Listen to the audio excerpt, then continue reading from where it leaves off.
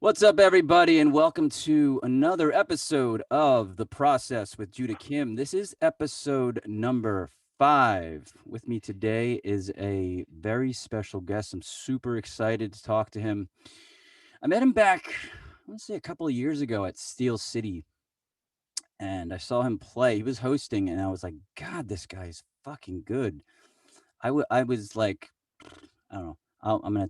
I'll stop talking, but anyway, so Matt Vantine is a Philadelphia songwriter that gained local attention as the frontman for the Fleeting Ends from 2008 to 2018. His songs have received radio play. That's 104.5, 93 WMMR, and 85 XBN, as well as placement in television's HBO Shameless and movies The Slow Learners. All right, everybody, without further ado, I'm going to bring in Matt Vantine. He's coming in. And there I am. Buddy, did I Hey, pronounce Judah. that right? I was going to ask you if it was Vantine. Is it Yes, Vantine? Okay, good. you are one of the few that has pronounced it correctly. That's right. It's Vantine. funny Yeah, because I've been saying Vantine in my head for years too, and like I was yeah. like, it's That's Vantine. okay. It's Yeah. spelled Vantine, so it's got to be. There's no potential to mispronounce Kim. I know, right? There's only one pronunciation. If people mess that up, then you got to worry about them. But You know? you'd be surprised at how many people mispronounce my first name, though. Right. Well, I think people get name pronunciation anxiety, and it's and like what the pronunciation is looking at it, but you're like, but it could be this, and it would be smarter if I called it this, and it's always wrong when you.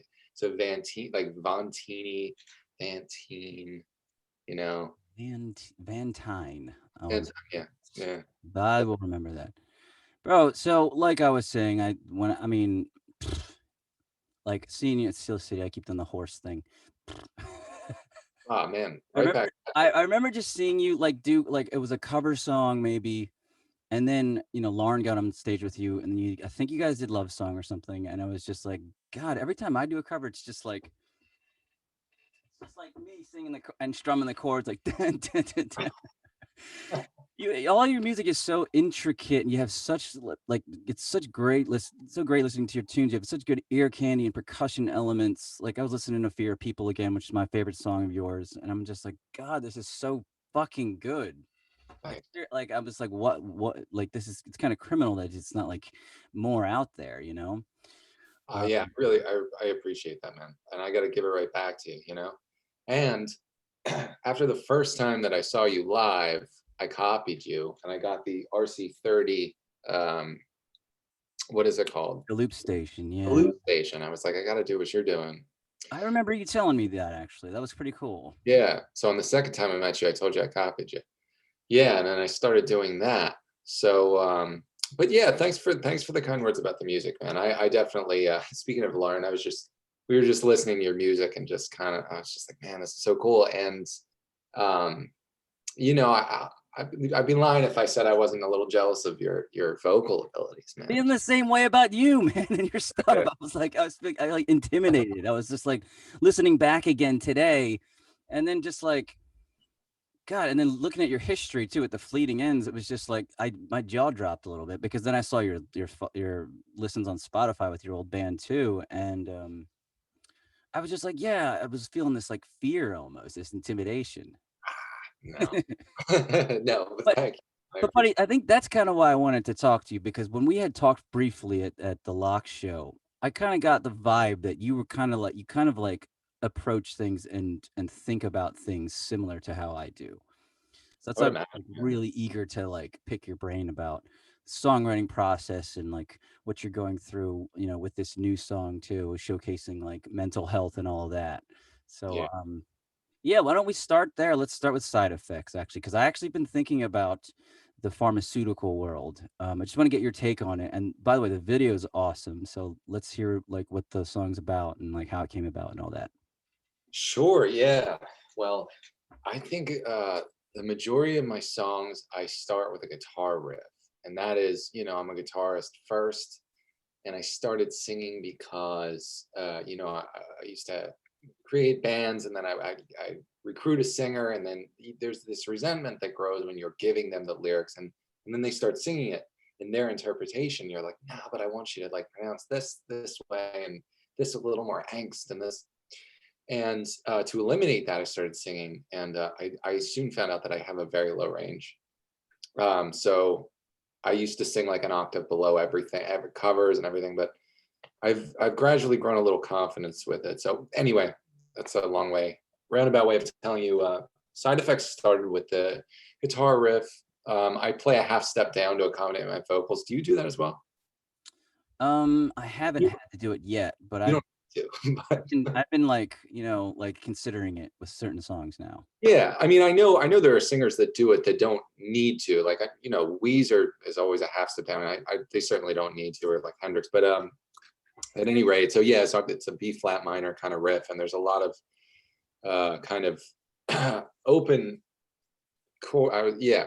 So anyway, I think that, well, I'm trying to think, like the formation of those lyrics was probably just like a vowel sound and finding something that rhymes.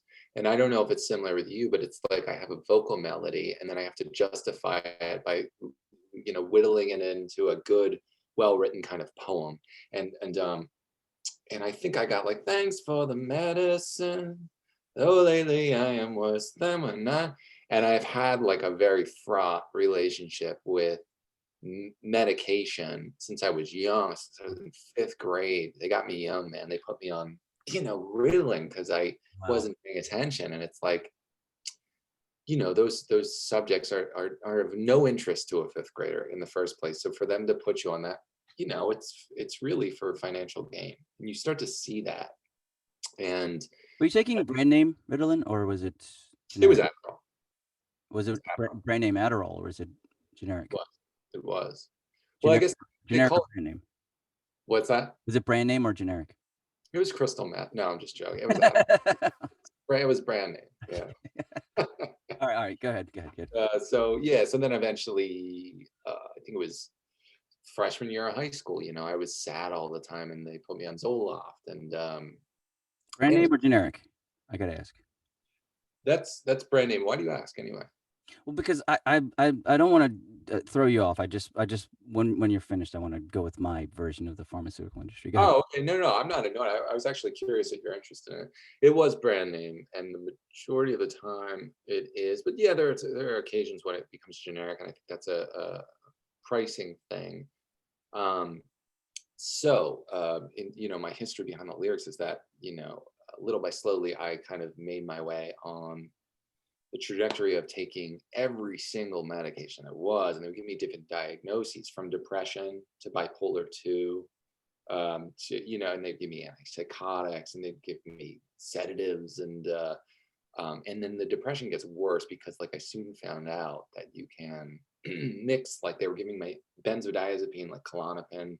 Mhm. And I was like, I found out, and I will say innocently, kind of, that when you mix Adderall and Klonopin, it's rather fun, you Yeah, know. I So, bet. yeah, it's like life is exciting, but it's non-threatening at the same time. That's a very nice combination. However, like benzodiazepine withdrawal is like brutal. So it Oh, like dude. really fraught relation. Have you been there? Yeah.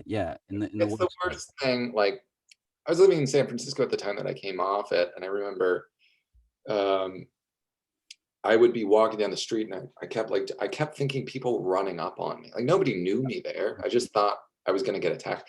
It's just a weird kind of like hellacious experience, and like I like lost my hair. And dude, it's been a wild ride with, yeah, it's been a wild ride with medication, and still I'm taking Zoloft. I will say, like, I never told anybody about this. So the lyrics and side effects, it's interesting, because it kind of, gives you the scarlet letter a little bit. If for anybody who's listened, one of my guitar students, I don't tell my guitar students that I release music because some of the lyrics are maybe a little, I don't know. Same.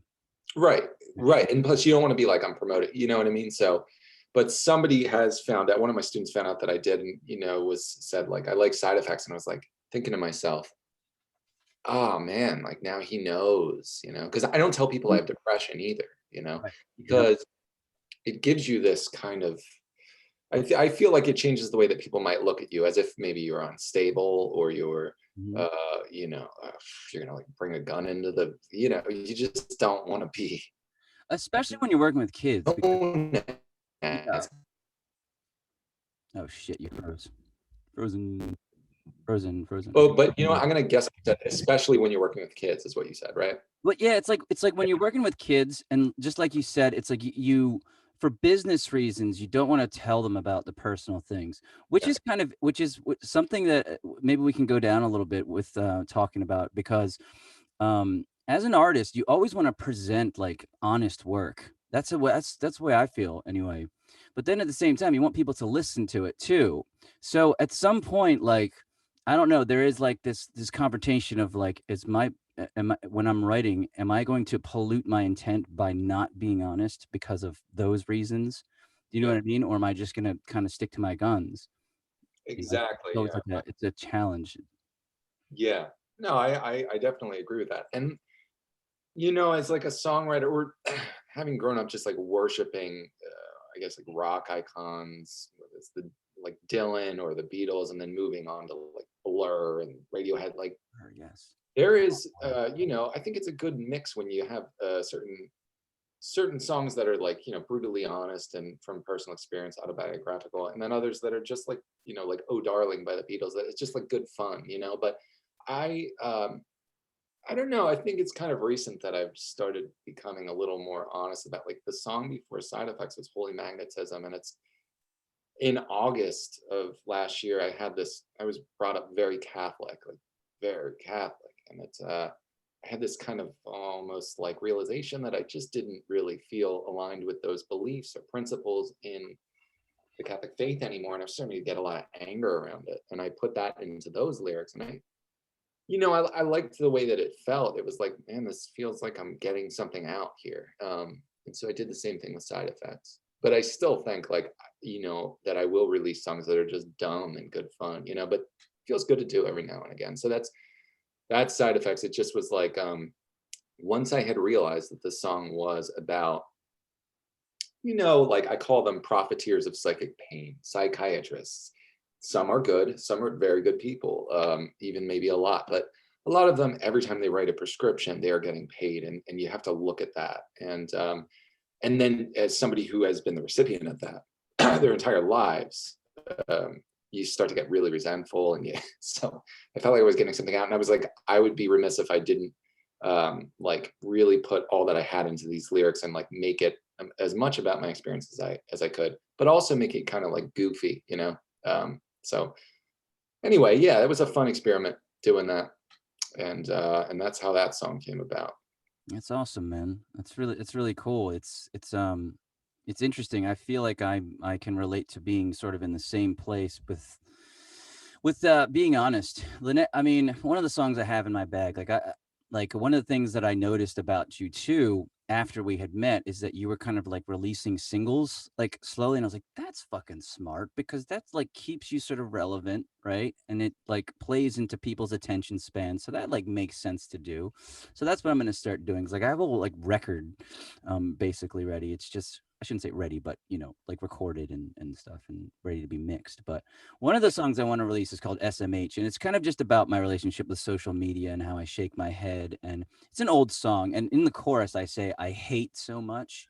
And for the longest time, I was just struggling with like, do I really want to say that in this song? Do I really want to put the word hate out there?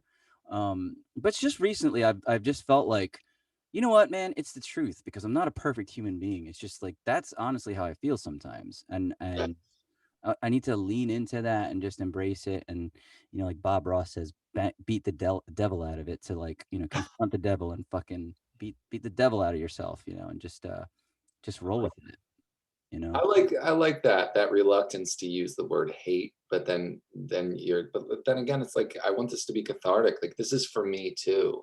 As an artist, we don't know if anybody's going to listen to our stuff, so it's like I might as well get something out of this as well. Mhm. Um, and yeah, I mean, you know, another reason for it, well, two reasons for releasing singles at a time is because I feel like that's become kind of the trend in music, is people are releasing singles, and I'm an album person, or I was an album person. And I just love albums. I love complete works of, but Mhm. and it's a financial thing as well. So I don't know. I wanted to ask you about that. Just having like really been jamming out to Radiate, and like everything's just perfect. Everything's happening at the right time, and I'm like, okay, so who did the drums? And like, I have questions. Did you record that at home, or did you go to a studio? All right here, man. This is Scarlet Oak Sound. I did it all right here. Yeah, I'm very proud of my first like, okay, full instrumentation on recording for that's myself. so good, Yeah, so good. yeah. I So mean, what are you using? so, well, first, the a lot of the credit is owed to Ron at Forge Studios, so because he mixed it. I gave him all the stems, and he mixed it. And then I sent it off to Abbey Road to have them master it by Simon Gibson, who's like the oldest engineer at Abbey Road. He like remastered recently like the Plastic Ono Band, and he's done like the That's remaster of Sergeant Pepper back in 2012 or whenever it was. But anyway, so yeah, I'm using an Apollo interface. It's an X8P, and I have a satellite with it. Do you know that gear? But it's great gear because the emulation technology. I'm actually running my mic through a Neve emulated preamp, so it's got great emulation technology of real hardware. It actually what happens is like when you plug a mic in and select a preamp like a Neve one, it'll change the hardware inside so that it's like that. Um, and then so like I have a so with that comes like you have to buy all the plugins obviously, and like so I have a great bass amp, an SVT Pro 3 head in there. um there's guitar plugins, but I record the guitar here, and I also have Superior Drummer 3, which is awesome drum library and sample library of drums, and it's great. I wrote and programmed the drums inside of that, and the amount of control in that is astounding. It's really cool. You can control the amount of bleed, the velocity hits, can randomize them so they don't sound all robotic. yeah, The cymbals, the room, the reverb, it's massive. Like, yeah. And as a result, I was convinced that you had recorded drums live. That sounds like a real drummer. I mean, technically it is. I mean, the Superior Drum. I'm not going to get too far into this, but they were all recorded at Galaxy Studios in Berlin, I believe. By George Massenburg, who basically invented EQ. He's the guy who invented equalization as we know it.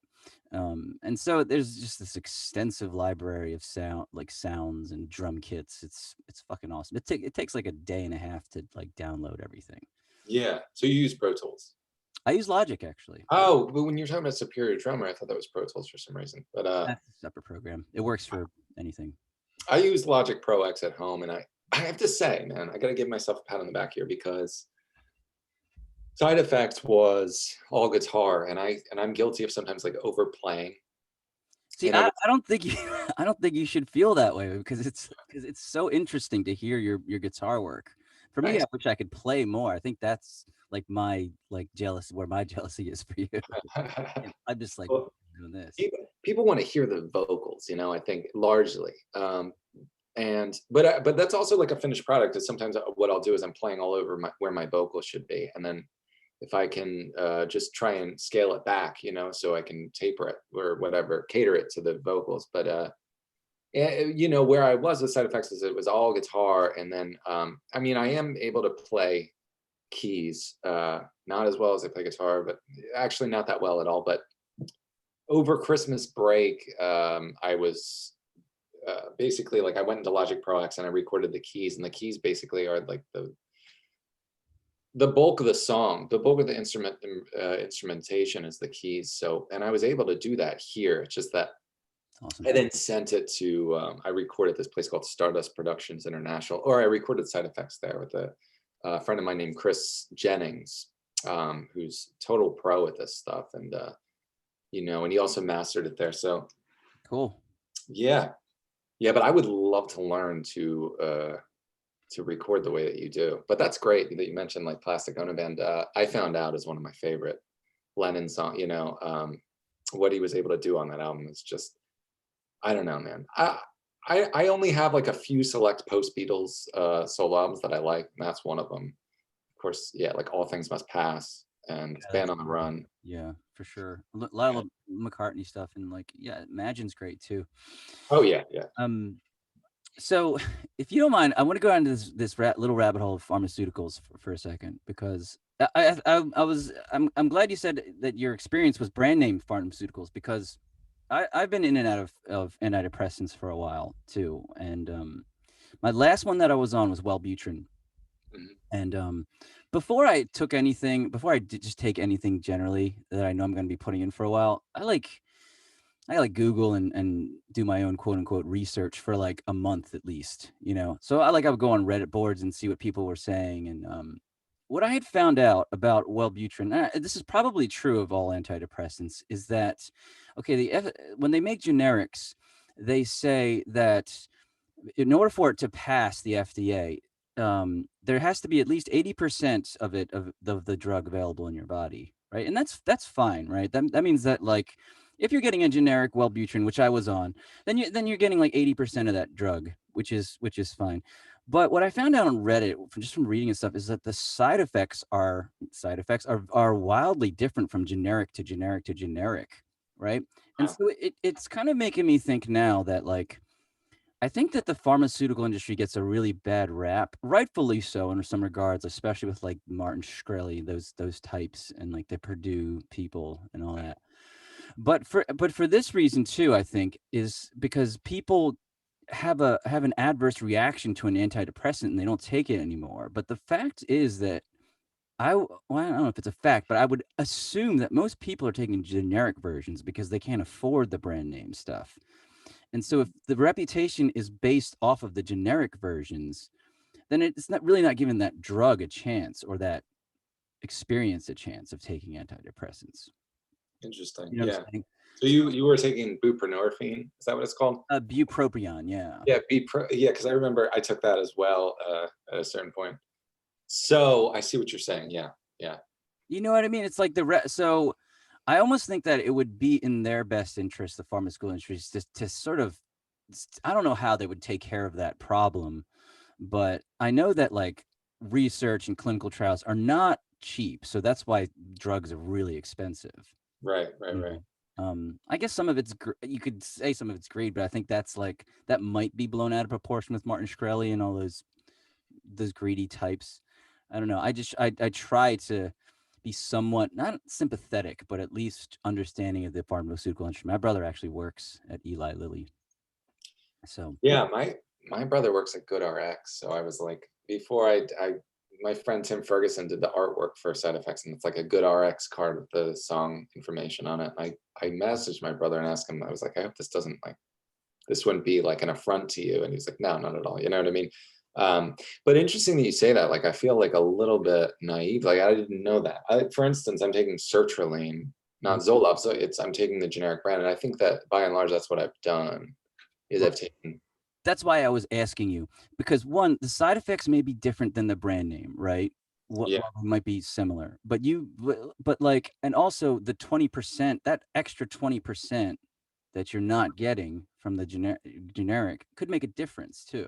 like it's not crossing the blood brain barrier, right? Is what you're saying essentially. It's that you're not ingesting it, you're not getting it. It's just going into your system and it's not working.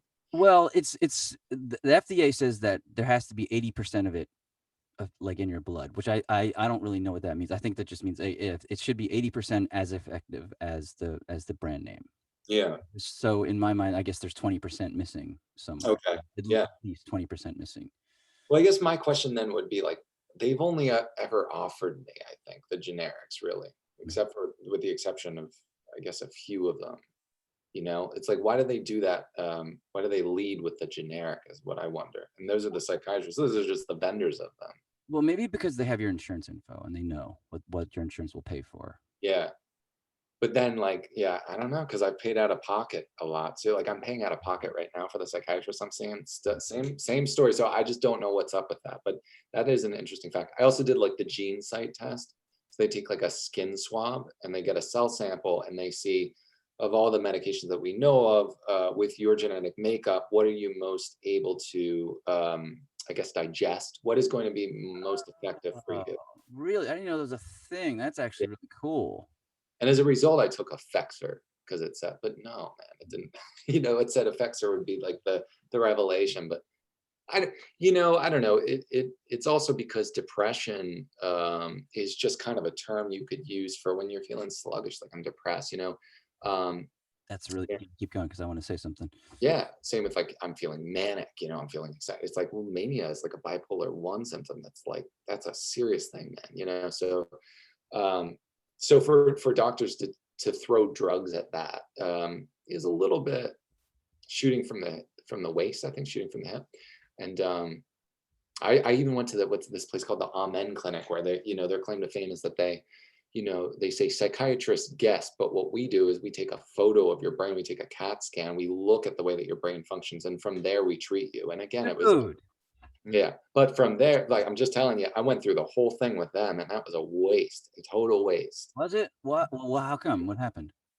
Well, because what they ended up doing after basically, they're saying like we sell these lines of supplements that we can give you, and it's like, okay, I see what this is about. We make them, you pay all of this money for them, and then when they don't do anything, what did they do? They just kind of took the same route that a psychiatrist would, and they prescribed like Seroquel and like these crazy, you Uh, know what I mean? And it's like, so you guys are more of the same, and I think and you can understand, I'm sure, and this is where I've grown like really cynical of the whole thing. It's just like I've only seen kind of I don't know, and this is the way that a lot of addictions start too, with benzodiazepine and amphetamine.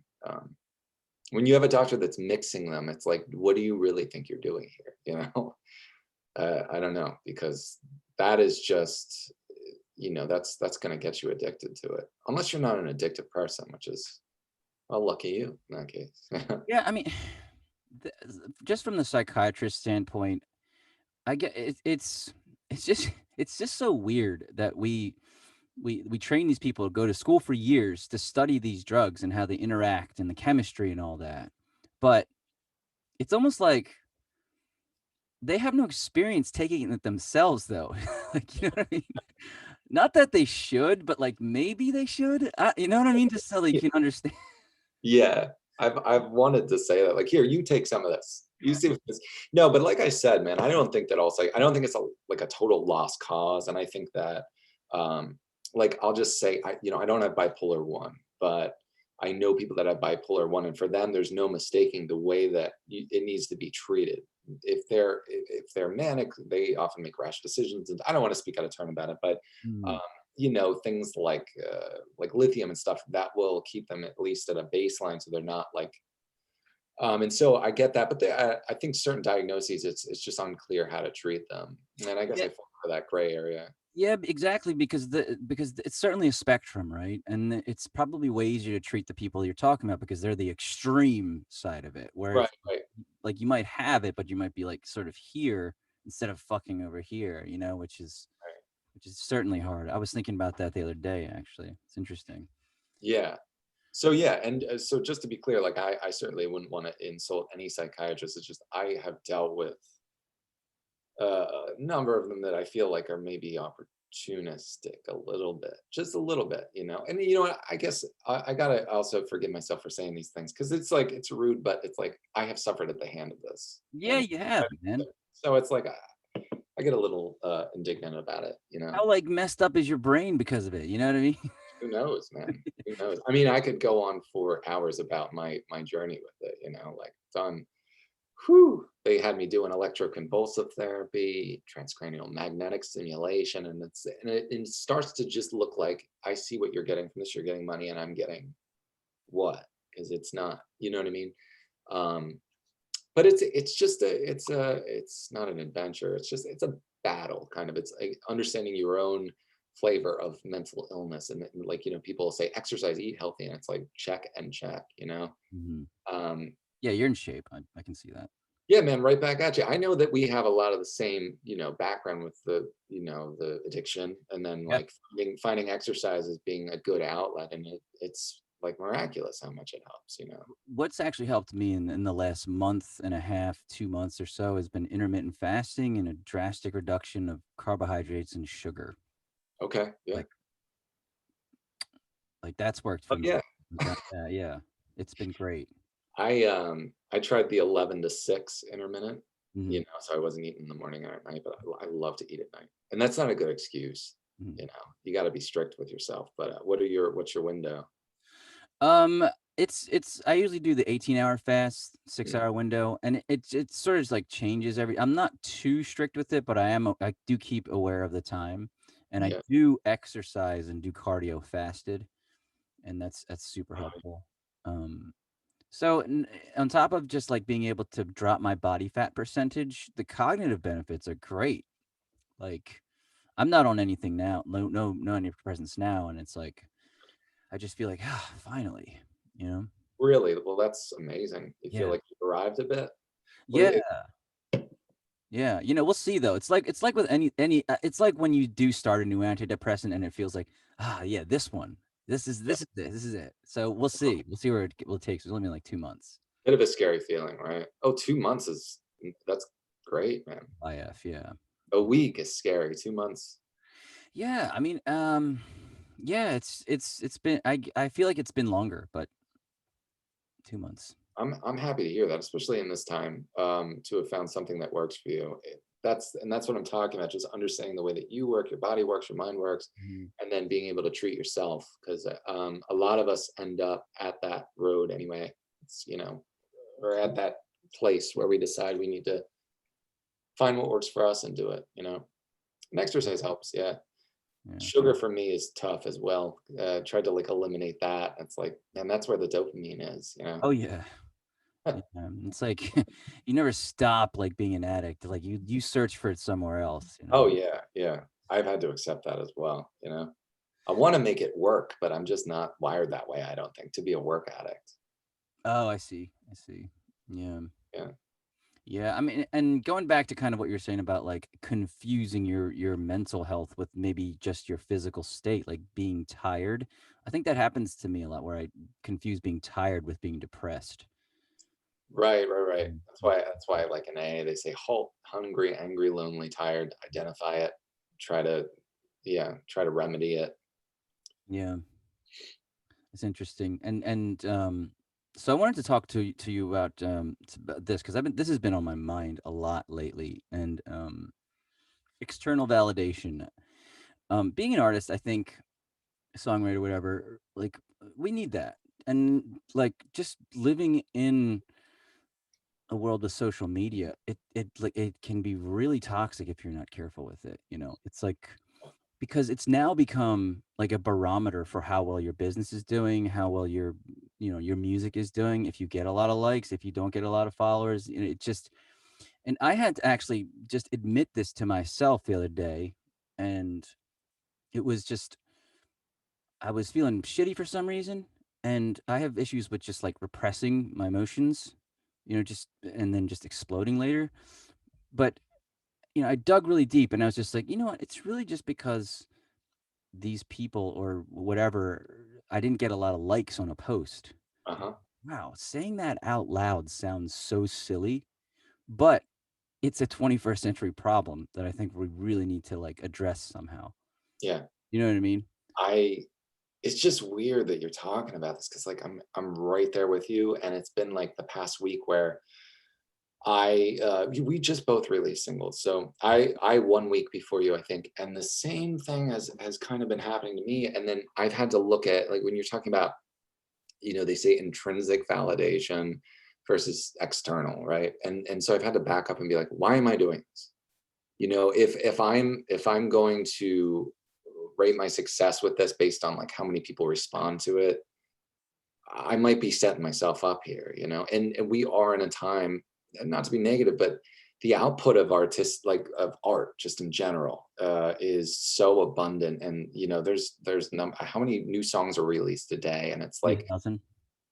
right. So, and I think I might have even heard that it was higher than that. So when you look at that, you can at least say to yourself, like, okay, this doesn't really speak to the quality of my stuff, that maybe people aren't responding. It could be that it's just a crazy time. They're overwhelmed with all of this music, and I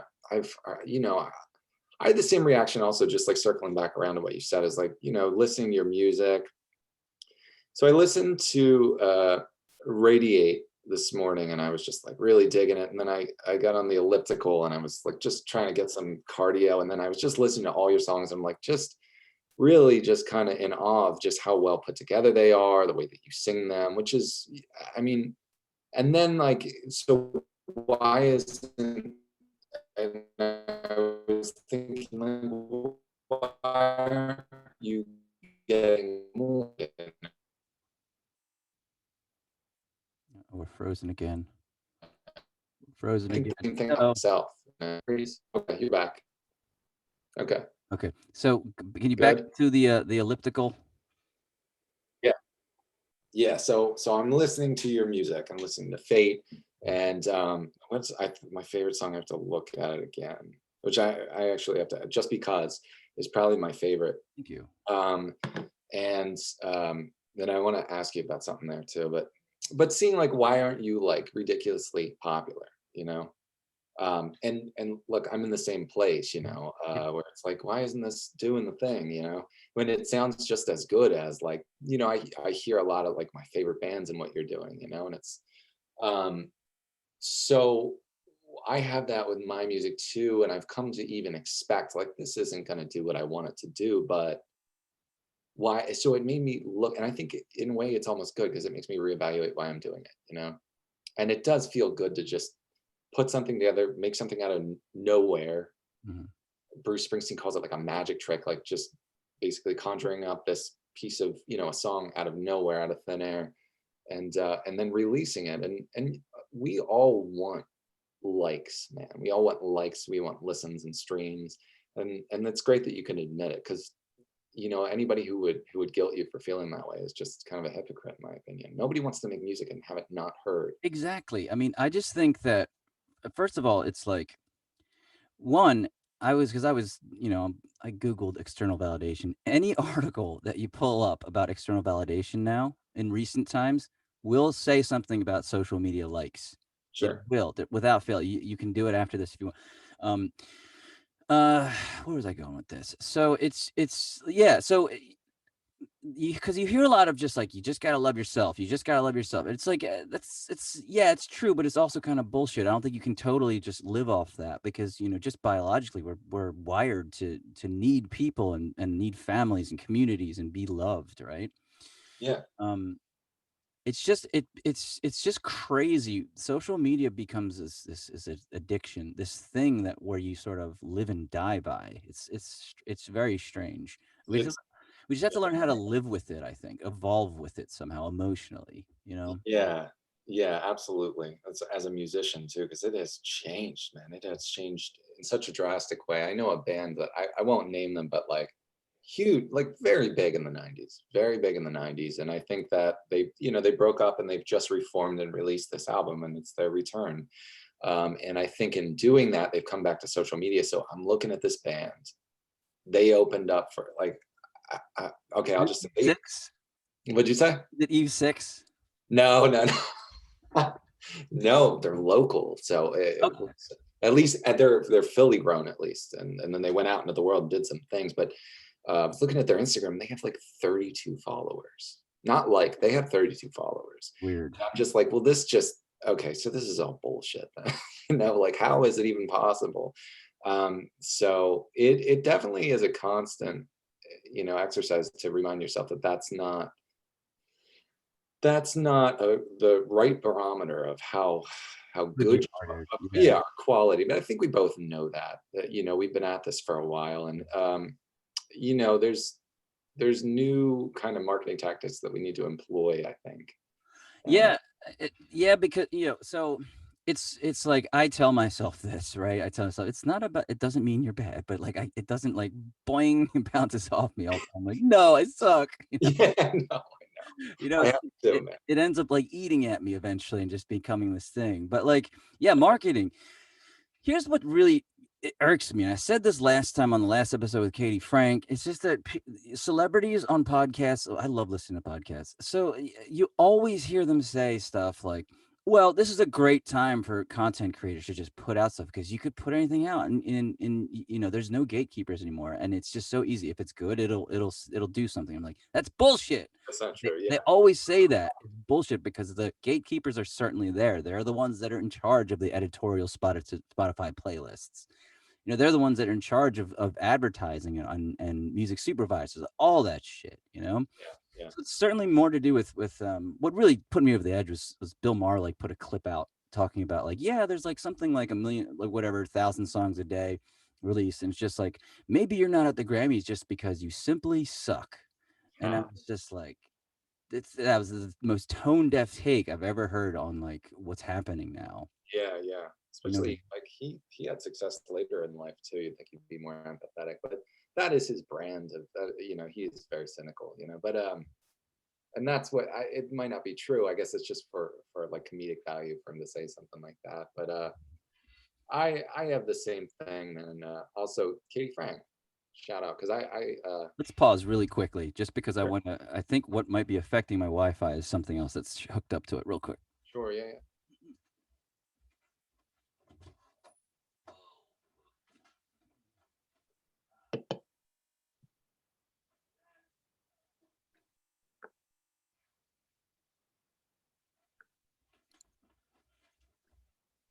All right. Sorry about that. And we're back. All right. All right. So yeah, you were saying about Katie. Katie's Oh yeah, well we're both Philly musicians, obviously. Like I actually played with Katie Frank and the Pheromones down in Austin, Texas for South by Southwest in like 2015, maybe even earlier. It was probably like 2013. But I haven't heard from her for a while, so that's cool. And I definitely have seen that she's still doing it too, like us. So I don't know. Yeah, she's doing great. She's living down in Nashville with Johnny, her husband, who used to yeah, be yeah. a drummer, and she's putting out a new EP soon. She put out 2 singles. Yeah, she's doing great. She's doing her thing. I think she's really loving it. They just moved recently, and they're both very happy.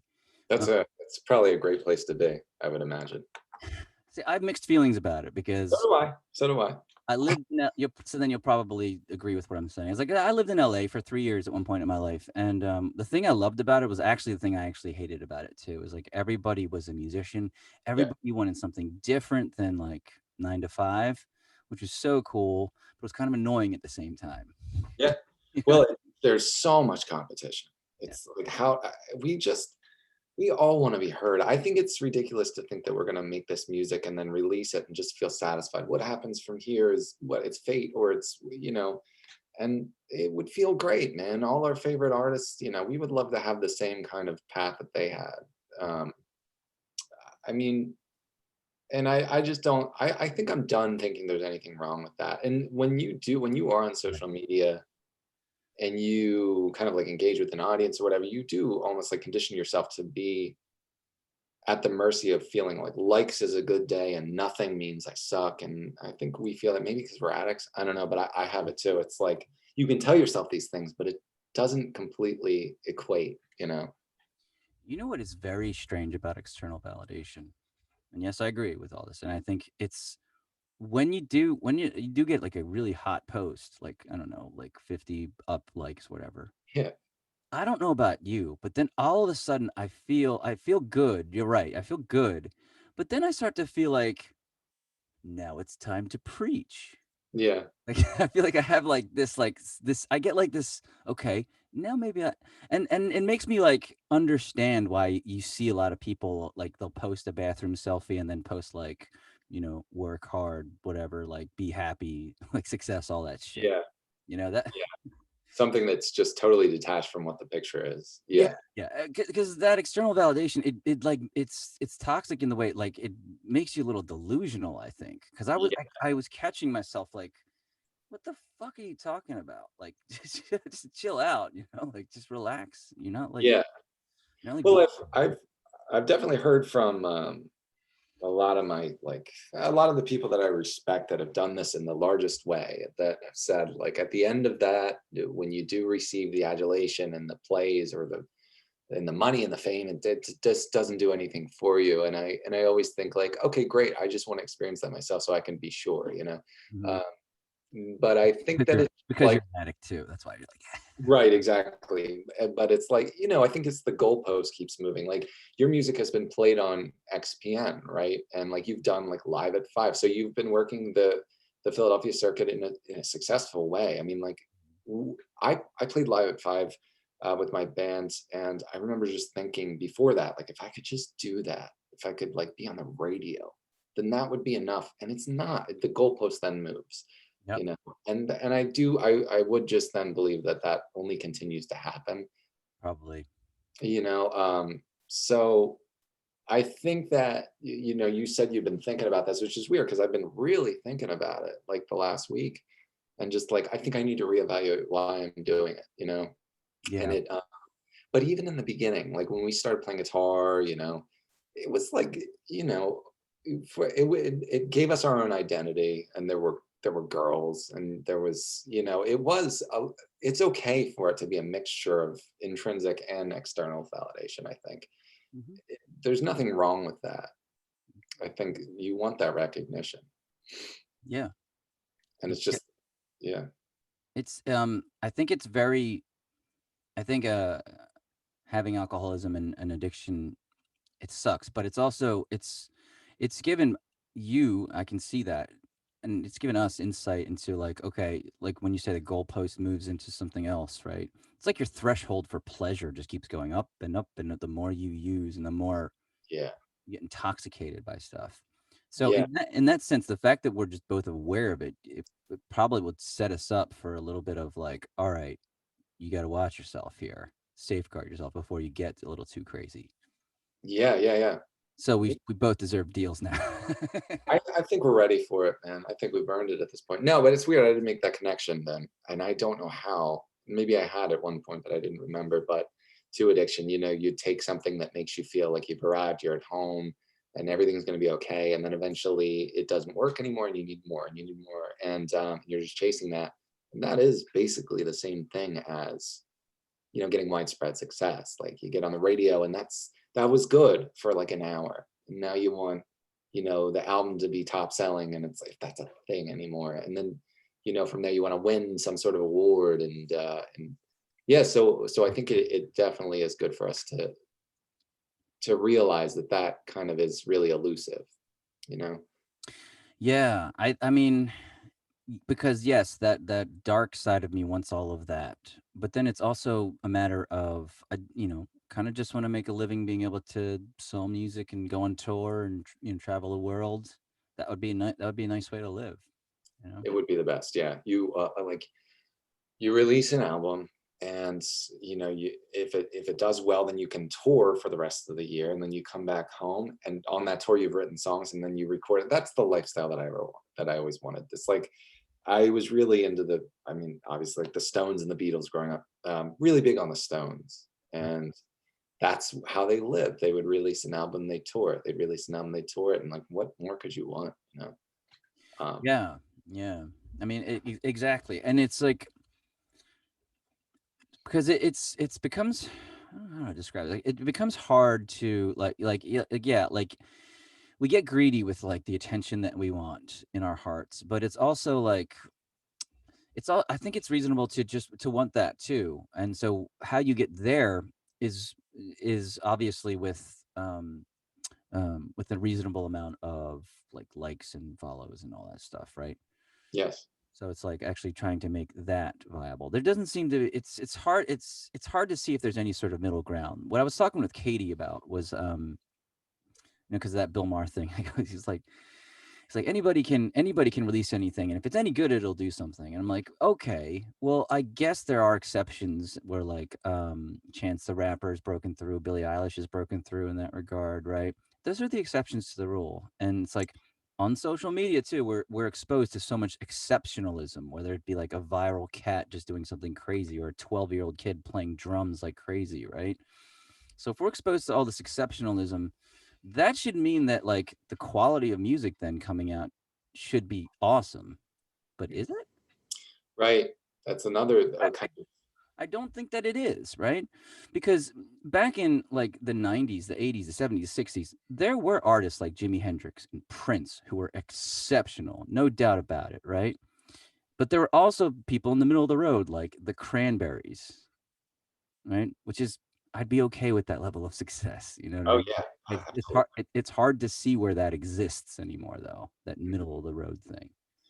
Well, not in rock music because I think I don't know what happened, but I don't know if people have the patience for it Mm, like they did in mass, like they did at one point. But yeah, that's definitely there. It's like if we have everybody has access to it, we should be hearing more Princes and more Jimi Hendrixes, right? mhm. But we're not, and it is odd. It's like so it's funny that you name like Billie Eilish or Chance the Rapper. That's two people that I would say it's like good examples of like they were great and they made it, and it's like their success seems to be equal with like how much they deserve it based on their talent, you know. But a lot of the music that's really popular is like I guess I can't make heads or tails of why. You know what I mean? So it's just it's just validating because it's like there's this idea or this way of thinking among celebrities and established musicians where it's like yes, if you're good enough, just it'll do its thing. When it's not true. It's like there's so much marketing behind all this. Yeah. You know? Well, you have to really. I think either you have a team around you that's doing your marketing, your PR, and everything, or you're just a genius at it yourself. You know, and I think that that's like what people say about Taylor Swift is that she's just a great PR person. She's a great marketing person, and that would kind of explain why she's been able to like stay relative as things have changed. And I never was myself. I'm very shy and like I kind of like to be invisible most of the time. You know what I mean? So that doesn't really go well with like wanting commercial success. And like you said, also, that's about the level that I'd want. Cranberries or like by today's standards, like Jenny Lewis or someone like that, where it's like I love her albums, but she can walk out in the street and people aren't going to be taking her photo. That would be a horrifying lifestyle. But Like, that's all we're asking for here, you yeah, know? I mean, I'd be okay with playing the TLA size venues across the country. That'd be cool. That's You what we're know, going for here. Absolutely. Yeah. I'm not asking for fucking arenas. That would kind of probably be hell. Um, Yeah, and your music, I think it gets lost a little bit too in places that large, but I think that, this all kind of came to like a climax because of COVID. Everybody had this extra time and it's like, I'm going to learn how to work, Fruity Loops or Pro Tools or whatever. And then everybody's releasing something, but I think that it'll probably like regulate itself. But I think that, as we're playing shows again, the artists that want to play shows and release music will start to, I think, become less and less in a way. A lot of these artists are just like they're really, and there's nothing wrong with it, but we're just releasing music and not being able to play shows, and you know what I mean. So I think there's just an abundance of them. so you're saying that there's abundance of music being released, but you think some of it'll start to fade away as people.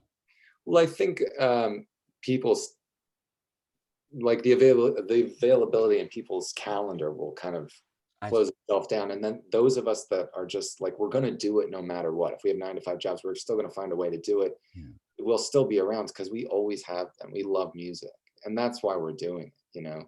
So separating the men from the boys, basically. Yeah, sure, sure. Okay. Yeah. Gotcha. Yeah, for sure. I mean, that's a good transition to where I want to go next. Is like this is sort of like where I put everything into, into like making music. But in order to sustain it, I have to do like solo acoustic cover gigs, and I teach too, like you. And it's great, but it also I have my frustrations with it too because it's like we'll start with cover gigs. Let's start there because Yeah, yeah. cover Hmm. gigs are like I don't know that I really fit it well with that category because it's like I can't play the songs that I like to play. They want you to play upbeat like music all the time, and I'm like Yeah, not really about that all the time. I think my the what does it for me, my most favorite types of art are a little bit sad. yeah, I find there's beauty in that like sad, bittersweet kind of thing. Like U2, Radiohead, like that kind of world. It's like those are some yeah. Can you songs. name a few more? I kind of want to hear. You too is great. Radio is great. Blur, Yeah. I was like, my mind was like, I fucking love Blur. Yeah, A huge Blur fan. Damon Albarn. Oh god. I mean, Yes, I you got into them in an annoying way, that band, where I just kinda, like, tore apart, like, devoured their discography, and anybody who would listen, I would talk to about Blur and how Damon Albarn and the Gorillaz and, yeah, just The Good, the Bad, and the Queen, everything that he does, I really look up to that guy, man, I and wish you were around and listening to Blur when I went to high school because nobody listened to Blur in my high school, and I was like, "Fuck, man." I'm those so Oasis maybe? Yeah, but I was listening to Oasis too, but nobody yeah. listened. It was all, because that whole scene was like so fucking cool. The Verve, I love. Oh, man, yeah. I got freaking Northern Soul vinyl back there. Muse. Oh, okay, yeah, I love them. Richard Ashcroft, yeah, he's great. Ela Yeah, man. Elastica, Pulp. I got into Britpop big time, man. I Mhm. love Yeah, Britpop. for sure, all that stuff. But I so what you're saying about the cover gigs too is like I mean, for 2 reasons, I kind of backed away from that. It's like, the last time let's make sure that we didn't freeze. No, you're still going. The last time that I got sober, I started doing the cover gigs right away, and then I was around the alcohol and everything, and it was just, like, super overwhelming, and I just felt, like, tense all the time, especially when people, like, when they do get drunk and they come up to the microphone, they're like, "Oh, I wanna sing this one, man," and like, "You should do this," and it's like, "Man, I'm just here doing a job." Like, this they call it playing music, but this is work. I did lug this stuff in here and like, you know, or people just like that couple over there in the corner table asked that you turn it down a little, and it's like, I don't know, it's I like, hate "Are my dreams too loud for you?" You know what I mean? No, so Please let me talk about that for a second. It's called low volume upbeat gigs. I yeah, fucking hate that so yeah, much because it's like if you try to sing, let's even take like Three Little Birds. Because every little thing, that part is gonna be like you can't like sing that quietly and have it be as dynamically effective. yeah, I'm yeah, not a radio. You gotta, you know what I mean? Like I fucking hate that so much. And like yeah, it's just I just don't get to play a lot of the songs that I want to play because they're just not well known or they're a little too sad or something, you know? yeah. I mean, like, you definitely can't play Radiohead unless you're going Creep or High and Dry, like, you gotta just Knowing Rainbows, man, you can't be doing that for These people. guys known rainbows, nothing like that. So it's Yeah, yeah.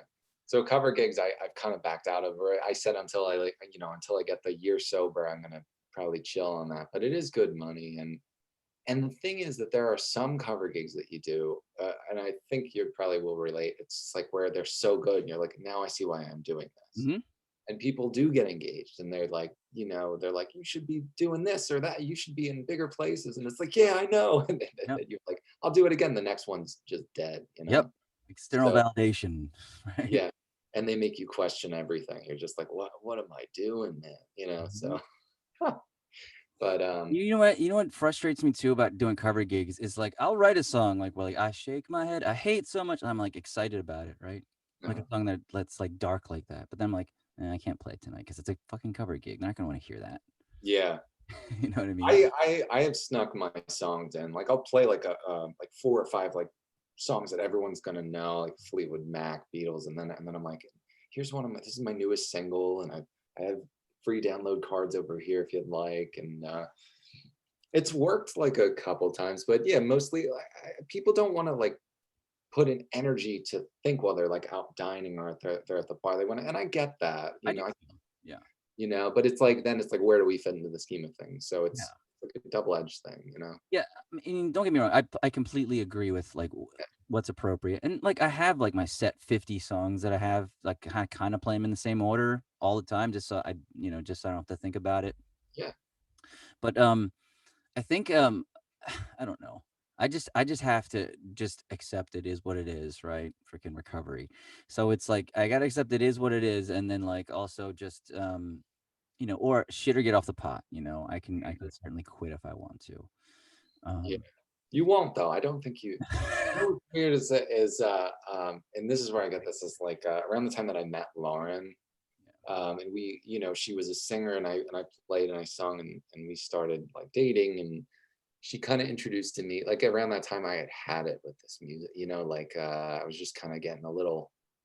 just tuckered out with it, and she was like, "I don't it's never gonna go anywhere though, like, the dream that you have or that hunger that you have for releasing music, it's not going anywhere," and I was like, "Oh my god, you're right, it's not." So it's like we might as well just keep going, you know? Because either way, you know, I'm like that too, like, if you say, "I'm throwing in the towel," it's like, then you have control and you had a decision there, and so you feel, like, a little more justified, but, you know, it's hard not knowing where the future will end up with music, and but either way I think we're going to want to do it, because if you stop and you just work the 9 to 5, I don't know if you've done that, but I've done that. I actually moved my instruments into another room at one point, so I'm like, I don't want to think about it, and it's like, but I just love music, you know.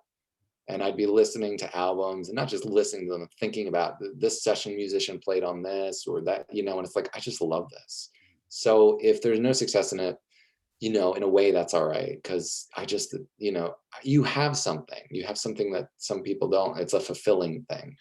Uh, It is, yeah. because as much as it is, based on external validation, let's talk about the intrinsic stuff. It's like when you do write that song, it becomes like this private little heaven of yours. You know, it's like it's all of a sudden Yes. gives you purpose again, and everything makes sense. Anything that was bothering you Yeah. before just rolls off your back. It's magical. It's really like, and then at the end of the day, you're like, when you write something great that you think is great, and you're just like, yeah, of course I'm gonna keep doing that. Are you fucking kidding me? Like, there's Yeah. no, you have a mission in your heart again. Yeah. I've been in a good mood for days based on I was working on a song that I liked, you know, Mhm. and Yeah, then the Zen duck. The Zen duck is, you know, water rolls off its back. You're just the Zen duck, you yeah. know. I get so what I meant by quitting was like just the cover gig thing. Maybe I was like, maybe I should quit, and but this might go back into what you're saying. It's like maybe I should just quit and do the 9 to 5 thing, because one thing that I think what will happen is like maybe I'll just start to miss it again. Yeah, yeah. Well, and maybe not cover gigs, so maybe that's just not your, you know, I think there are artists that love doing covers, and then there's some people that are like, I like my own. I'm more of a, I like the originals. It's just, I don't know, I think, I would even think that you could do covers because you have such a wide range vocally. For me, it's hard to sing a lot of them, so I have to, like, tune down a whole step or a half step, and that gets annoying, you know what I mean? Yeah. But it's like with my own songs, I get to choose what I sing, and it's, you know, so you can do that at any time, but I'll still sit in my room and I'm like, man, I have like, and I Love Her by the Beatles, you know, stuck in my head. I want to learn that, you know, so I'll still want to learn songs. And one thing that I found around the time that I was playing a lot of cover gigs is like, I was writing at the same time. And I almost had a breakthrough in my mind where I thought, like, I've really come to understand what, you know, the structure in popular music, and I can kind of implement that into my own thing. And it's like, this is for a purpose after all, you know? Um, That's awesome. yeah, yeah, and so there are good moments with it, and there are bad, So what just you're like, saying, is that like at one point you were kind of just learning songs and not writing, and then all of a sudden you realized that you could essentially. yeah, yeah, that's basically it. But, you know, as a guitarist, I learned, like, a lot of Led Zeppelin and stuff, and I wouldn't really be looking at the structure of the song in terms of, like, verse A, verse B, pre-chorus, blah, blah, blah, but when I started, like, just getting up and playing by myself, because I was very much a band guy, like, I needed a band behind me or I wasn't gonna do it. Mhm. But around 2017, I started playing cover gigs, and in doing that, so just me and the guitar, like you're doing, and like playing like, "Tempted" by Squeeze, or like, "Just What I Needed" by The Cars, or like, you know what I mean? And like playing these songs back to back, I think even if you're not aware of it, like you're kind of just like taking in what's so appealing about these songs and the way that these songs flow. And then in a way, again, subconsciously, you're like, when you're writing, you can implement that kind of ebb and flow to your writing. Do you know what I mean? Yeah, absolutely. So I think it's advantageous in that, you know. And these are the songs that people want to hear, you know. And then you can hear, and it doesn't mean that these are the only good songs. Like you said, you can't really play like something off of OK Computer and have the people respond to it. That doesn't mean it's bad. Everybody knows that album's a masterpiece, you know. But I mean, the thing that I think really opened the gates for that band was that they had Creep, you know, and they hated it after, but it gave them what they needed to do the Ben's OK Computer and on, you know. For sure. for sure. I always think that that was I don't think they were intentionally trying to do it, but it just seems like very smart of them to put out Pablo Honey first with like songs like that, Yeah. in that grunge vein, and then Ben's was just so fucking awesome. I That is, yeah. I almost appreciate that album more because it just like it was like they were like becoming the underdogs kind of. I fucking love underdog stories because they were just looked at as this one hit wonder band, and they fucking came back with this brilliant record with like all the songs being incredible, like 10 Yeah. times better than anything on Pablo Honey. And and it was just like wow, it just inspired the fuck out of me. I put that on repeat so much back in the day. Absolutely. Yeah. Just that song, just always. But yeah, like every song on that album is pretty great. What is it? Iron Lung. My Iron Lung? Is that what it's Mhm. called? Yeah. It's actually been a bit since I've gone back to it. And like but that for a while was my favorite Radiohead album. And then they released In Rainbows. And that it will always, I think, be my favorite because it combines the bends and OK Computer with like Kid A, and it's just like the best of all of the worlds with radio. Yeah, so I absolutely love that stuff. But yeah, maybe they were thinking, that they wanted to reach a mass audience, and that's why they did stuff like Creep or what was on Pablo Honey, like Thinking of You, and Yeah, anyone can play guitar. yeah, Absolutely obsessed with Radiohead. They also had Knives Out back then. You know that song mhm, Knives Out? That was on Amnesiac. That's why I was like maybe they were thinking about it because they had all these songs like such a Radiohead nerd because I know all this stuff. But even because like even when the Bends came out, their B sides were like so strong too. Like Maquiadora and How Can You Be Sure, like India Rubber, like all those B sides were just like, wow, I God, don't know that I weren't. stuff. What's that? I don't know that stuff. You've Oh outrated me, didn't it? my God. I can keep up for the most part though. Like I do love Hail to the Thief also. Yeah, I remember that record too. Yeah. Yeah. But and also I think that there was like I don't know, looking into the whole Britpop thing, I think that they really wanted to break apart from that, and they wanted to do their own thing, and they reinvented it a little bit. It was interesting how they were kind of removed from that. Hmm. Yeah. Well, who wants to go up against Blur and Oasis anyway? It's like I think Tom York is just like keep me out of that stuff. I don't want to be on top of the pops. Yeah, yeah, yeah. So fun. Let's talk about a career that you would want, right?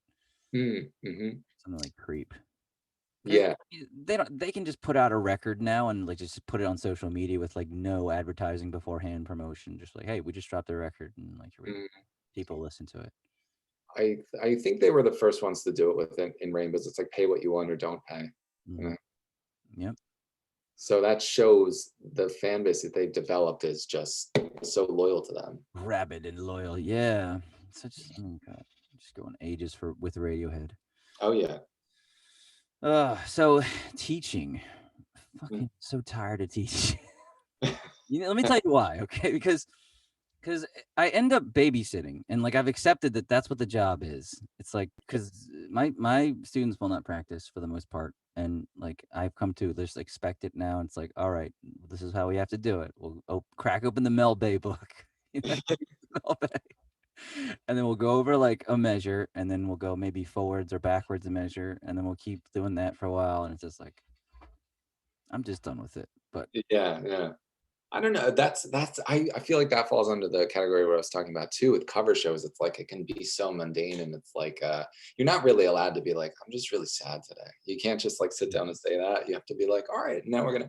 But then there are days where you're like, man, when this student came in, they couldn't play at all, and now they're like playing like a Led Zeppelin song. It's like I feel like I'm actually helping. It's like I'm doing something, and then it keeps you going for the next like 8 lessons where you're just like, did you practice? You know what I mean? right. So it's just, oh man, for me, it's one of those things. But yeah, I mean, it definitely feels like I'm helping, like I'm actually making a difference in the world. Like whereas, when I was like using and drinking, all I was just absorbing and taking and just, you know what I mean? And so it's like it repurposes you almost. I mean, you're Yeah. helping those kids more than even if it's just like picking their interest in music. If they're not ready yet to like really actively work on it, okay, but maybe you've even planted a seed where they'll circle back around to it or, you know. Hopefully, that would be cool. but I just think that like I don't know. Maybe I come across as angry. I don't think that I do, but like because I try I try not to. Yeah. But like I don't know. I guess I don't know how to deal with it. All I know is that I don't really like it that much anymore, and I think like I try to understand that there are worst jobs to Yeah. Oh, you oh, know by what I mean? far, by far. But like these are just like kind of, I guess, the extracurriculars of being a musician that's still like on their way up or working on getting there. It's like, the cover shows and the lessons. But like you said, I'd love to even just write even like pop songs that you can kind of sell. That would be great, Mhm. you know? Yeah.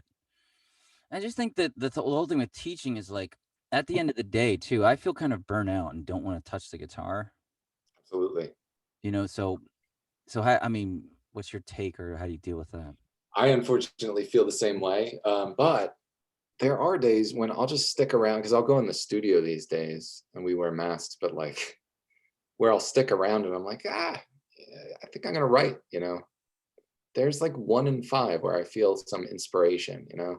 And it's like the cover guy thing where like you're teaching all these songs. So you have to learn something in a way that is so much further along than just learning something when you have to teach it. You have to learn so that you can speak about the way that it was made or the way that they approach this playing, and it makes you think about it in a different way.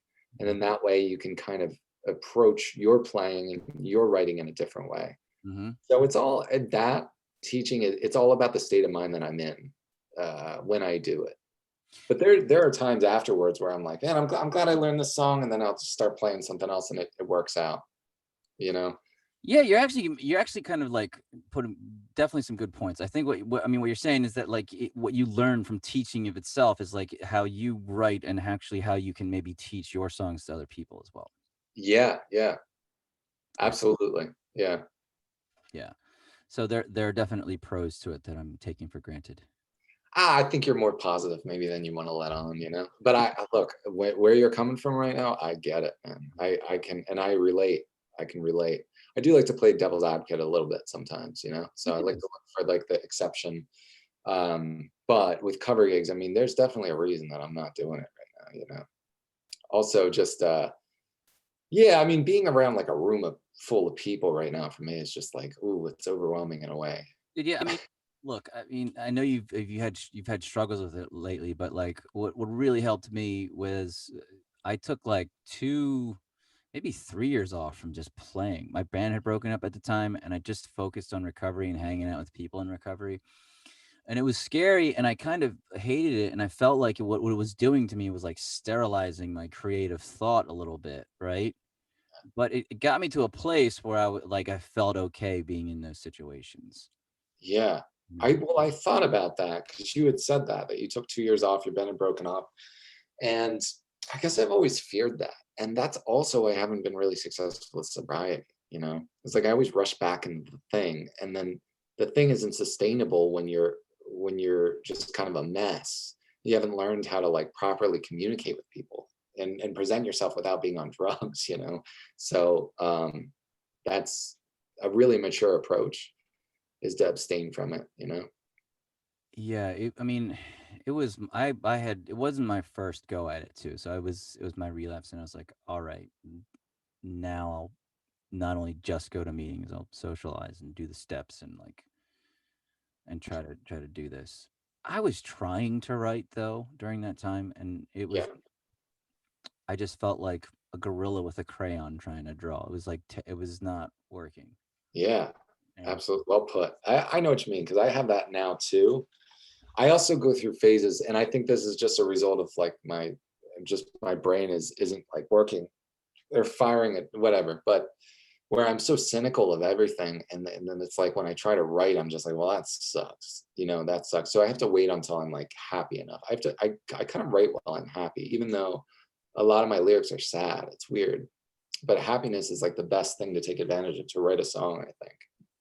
So do you so okay. So you're not like a if you don't like to like write through and like force things, you kind of just wait for the inspiration. Yeah, well, I heard I heard Noel Gallagher saying that, like, I'm sure that's someone that we both like love, you know what I mean? Early stuff, fucking best ever.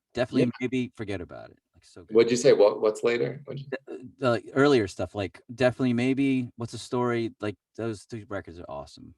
Well, those 2 records for Oasis, yeah, and Yeah. then everything after I Don't Pay, it's like, definitely Maybe Man, what a great album, and What's the Story is undeniable, it's like every song was on the right, you know what I mean? They But had great B-sides too, it's unbelievable. mhm, yeah, Go ahead. but but his stuff with High Flying Birds is I really, really like a lot. Mhm. Yeah, because he's doing his own thing now, and he doesn't have to, like, how will this sound with the band, you know? It's he can just write anything. So, like, songs like She Taught Me How to Fly or, like, Holy Mountain, um, really cool stuff, but he said that he was talking to one of his heroes, Paul Weller from The Jam. Mhm. He was saying, "Man, I'm just, like, in this creative rut, I'm not writing anything," and he said, "Don't chase it, it'll come to you. Don't chase it." And he said, I took that advice and then, I waited. And then when I did write, it kind of came out. It was all coming out. I'm like, that's what I'm going to do. That's great. So that's what I've been doing.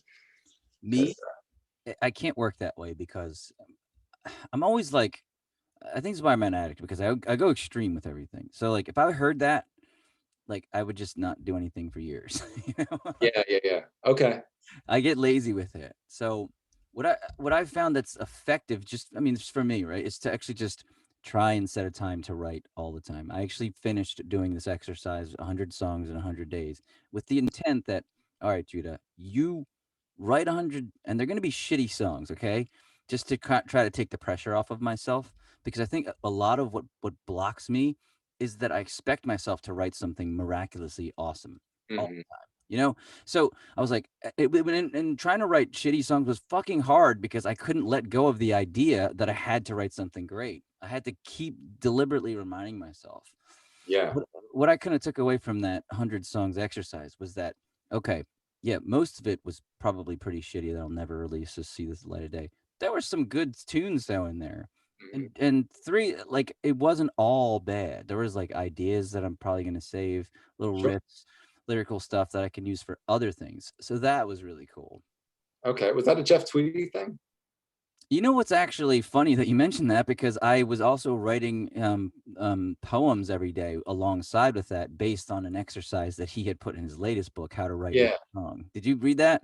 I didn't read it, but I listened to his interview about it where he kind of summarizes it. It's pretty cool. So what you do is that you take 2 lists. One is, let's say you think of an occupation. We'll say a doctor that he uses in the book, a doctor, and then what would a doctor do? And you like list all the verbs: examine, write, interview, et cetera, right? And then the next side of the list, you just list some nouns, stuff that's around your room, like guitar, record, whatever, and then you connect them, like cross connect them, and then it's just a way to take your ego out of the equation, and then you Yeah. write like a poem with it. Yeah. Um, it kind of just gets you in that right frame of mind to write lyrics. Like, I was Yeah. coming up with lines like, "His nose flirts with the candle," Oh, or, that's so poetic. It's so Leonard Cohen kind of. or like, yeah, yeah, or like the beach, or the waves strum the beach, or whatever. See, I could hear that in the song and be like, "Oh, that's deep, man." It's Yeah. like, I don't know what that means, but it's probably on me. I'm not getting it, you know what I mean? Mhm. But I think, yeah, that exercise that you're talking about too is, letting go of the fear that you have when you're writing a song, like, "What if this isn't great?" And that's only gonna stop you. And you can kinda get your ego out of it and finish it no matter what. Mhm. And, easier said than done, I know, because 'cause I'm saying it. I haven't done it much, you know? Yeah, because I equate a lot of my worth based on my output. Yeah. Oh, same here. Absolutely. So for me to, like, just wait for it would just, I know that I would get lazy, and like, so I've been also thinking this too. I've also been thinking that sometimes to write a great song, you have to get write something shitty, because I feel like, not to get too out there, but I feel like there's an energy that just needs to just get out of the way for you to, like, write something good. Yeah. I've seen it Well, happen a couple of times with me, but go ahead. oh, yeah, I mean, I remember there's an interview with George Harrison around the time that he started writing more for the Beatles around Rubber Soul and, Revolver, and of course, like, Abbey Road, he had Here Comes the Sun and Something, and somebody was asking him, like, "W what's to account for this sudden like prolificness and these great songs? And he's like, well, in the beginning, I just wrote all my bad songs. I got them all out. You know, I got all the bad songs out. It's awesome. Which I don't know. It's things like that that stick in my mind a little, and it's like, yeah, that justifies because man, and I'm sure you can relate to this, but like if you could hear my early stuff, whoa, it's not so great, You mean like the fleeting end stuff? Before that, I was in a band called Still Motion. Okay. Since high school, it's like you just know that you want to do this, and you'll just make it work no matter what. Hey, I have to pee really quick. Do you mind? No, I don't know. Put that in. Put in some music there. Boop, boop, boop, boop, boop, boop. I'll be right back. So this is Mother's Day. This will not be broadcast on Mother's Day, but I hope that you are all spending some time with your mothers today, or at least you've been able to give her some flowers, or um, been able to communicate with her. I know that for me, my mom's definitely my hero. Her story is incredible. I have another podcast where I talk about it. Um, I'll link it down below. She basically, her earliest memory is her running on a beach in Seoul, Korea, away from her community because it was being bombed. and and then everyone from her neighborhood was sort of running to this river where they were all going to take this boat and escape, and she got separated from her family. It's just she's like 6 years old at this point, and she like trips and falls in the sand, and this is right by the shore, and then some dude just like picks her up and throws her into this random boat, and she's randomly reunited with her family. And I'm telling you this because just to give you a little background, so that was her up where she started, just like war torn Korea kind of. And then she met my father, who that's another interesting story. He escaped from North Korea. And, by 19, 20, I think it was like 20, probably 22 ish, where she just said, let's go to America with like no money, no English. And she was able to, raise us here in Philadelphia. And, that's not an easy task by any measure, but having like 8 kids on top of that, like just unbelievable. It just blows my mind, you know, and she's still just very active. Sorry, I was just entertaining the audience with just a little story about my mom. Just trying to appreciate my mom today. What are you guys doing? I'm going to dinner with my mother, and I think my other sibling Mary will be there too, so it'll be nice for her. And but I just thought of something though, like a positive of these cover gigs and these lessons, because I had to think about that Thank too. you. For these periods of time where you're not feeling prolific and you're not feeling creative and you are prone to kind of putting the instrument down and stepping out of that space of being a songwriter, it keeps you going. It keeps you learning, you know? So you have to play a cover show and you have to be there, and you have to learn these songs to teach these kids or whatever. And it's like giving you food for creativity all the while you're not writing. So that's one thing too, is because if when I don't have to play guitar, sometimes I won't for 2 weeks or something crazy like that. But with guitar lessons, since I've been teaching, I've kept playing, so I don't really get rusty. So I'm definitely thankful for that. That's true too. I, Mhm. I I mean, that's true too about not getting rusty. For me, I always look at it like, especially with like, because what you're saying is true. Like it can kind of help you learn to like write your own stuff. And I don't know, the stuff that I play though. It's like I don't want to be learning from this. you Oh know? yeah, absolutely. Yeah, that gets the ego out of the way as well. I look. I think Van Morrison has one of the greatest voices ever. I just don't want to sing his songs because I don't think I can actually do it, and I don't Oh, think but you anybody can. should. You can. My voice is too smooth. He's got like that rustic like. Yeah. But I'm sure you put your spin on it though. Like I do moon dance, but I bring it down like 5 steps. And Hmm. I do moon dance when I play live. So meaning I haven't played that thing in like a year. But yeah, I'm with you on that. Guy just writes the most beautiful romantic songs. Um, And I don't like playing country tunes, and it's like oh, see, I just won't. Yeah. Start putting that on my website, like, sorry, country. I know a lot of people who write great, who play great country songs. So if you want somebody, I'll refer you to somebody. Oh, man. But I would even think that's good for you to step into that space and kinda just I don't know, maybe you can get good stuff from that. I'm not a big like, the modern stuff I don't really listen to, but, I'm sure there's something you can get from that, you know? There's Yeah, such a wide audience. I'm doing songs for a wedding now, and like I'm learning this Chris Stapleton tune, so I had to ingest that. I love him. I he has such a good voice. I got into him because, I like habitually listened to Howard Stern, and he was on the Stern show, and he sang "Broken Halos." I was like, "Oh, my heart!" Like his voice is just so it's gorgeous, man. He does have a great voice. To be able to, yeah, yeah.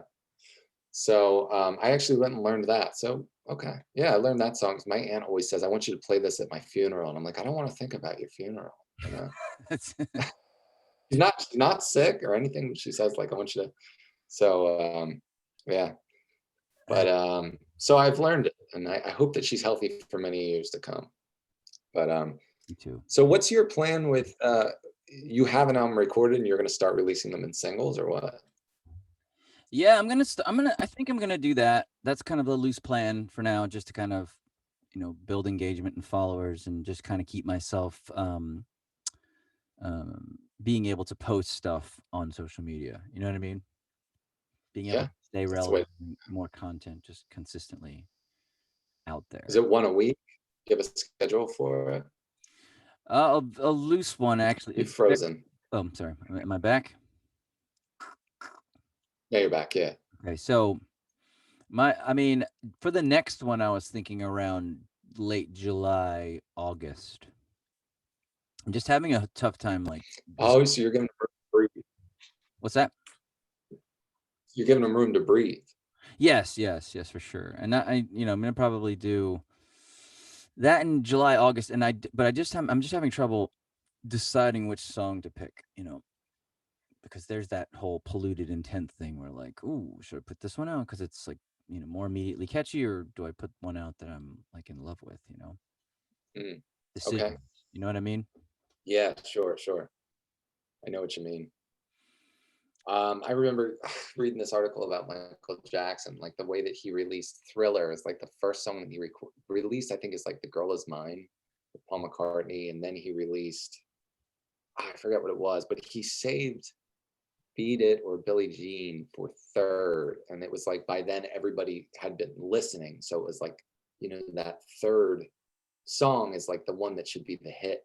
And then he followed that formula of release with Bad, with less success, but because how you can't really beat Thriller, but that was looked at in a marketing way of like this is the way to really if you want mass success, release your best song third, Interesting. your Interesting. catchiest rather. Ah, that's Hmm. interesting. Yeah. Yeah. I mean, yeah, that's really interesting. If I would need a lot of patience for that, because I would get like, oh, this is the one I should release now. I would get very antsy. Yeah, it's so tempting to not release your favorite, your catchiest first. Mhm. And it's just so it's awesome that we're able to do all of this stuff on our own, but it kind of sucks too, because it's like you have to learn a new job essentially. Yeah, yeah. Um, just the marketing of it, and right, Hmm. Yeah, but I mean, how long have you been able to record yourself though? How long did that take? Well, like you said, like during the pandemic, it made me invest in recording equipment and like the acoustic room treatment for my walls and stuff, and I'd spent a ton of time relearning how to do stuff, because I went to school for recording engineering, and I went to Berkeley. So Okay. I mean, a lot of it I forgot, and a lot of it was like new stuff's come out, so I have to learn like new and relearn Logic again, and you know look at the interface that I want to get, microphones, all that shit. And it was just hours upon hours of stuff. So, and Radiate was my first attempt, and it just took so long. I was actually working on it for like a year probably, just to get it right. All right. I can hear that. It's everything is just perfectly firing in that song, man. Yeah. I love that guitar. It thank you. Yeah. And Yeah, absolutely. and, like, around all of that, when I was getting burnt out with, like, just spending so much time getting the right sounds for it and stuff, I was recording all these other songs that I had written during the pandemic, so a lot of them are just, like, sitting there. Some of them are not completely finished recording. There's, like, a few songs that need, like, vocals on them and stuff, but, Mm. um so yeah, that's where I'm at. What Oh, about you? yeah. Where are you at with, like, releasing stuff after Side Effect? Um, I don't have anything right now. Mm, I'm just letting it go, and then when it comes, I do have a few songs that I'm really proud of, actually. That's the truth. I do have songs that I'm really proud of, but for me, it's like I can't record with any expertise, and so it's like I'm paying, I have to pay to get to record. And so I have to, you know, have the money first. Um, I use my stimulus check on music videos. That's what we do. We pay for this. yeah, that's the thing, you invest, and that's sort of why I brought up the side hustle thing. Because you still work 9 to 5 at this point?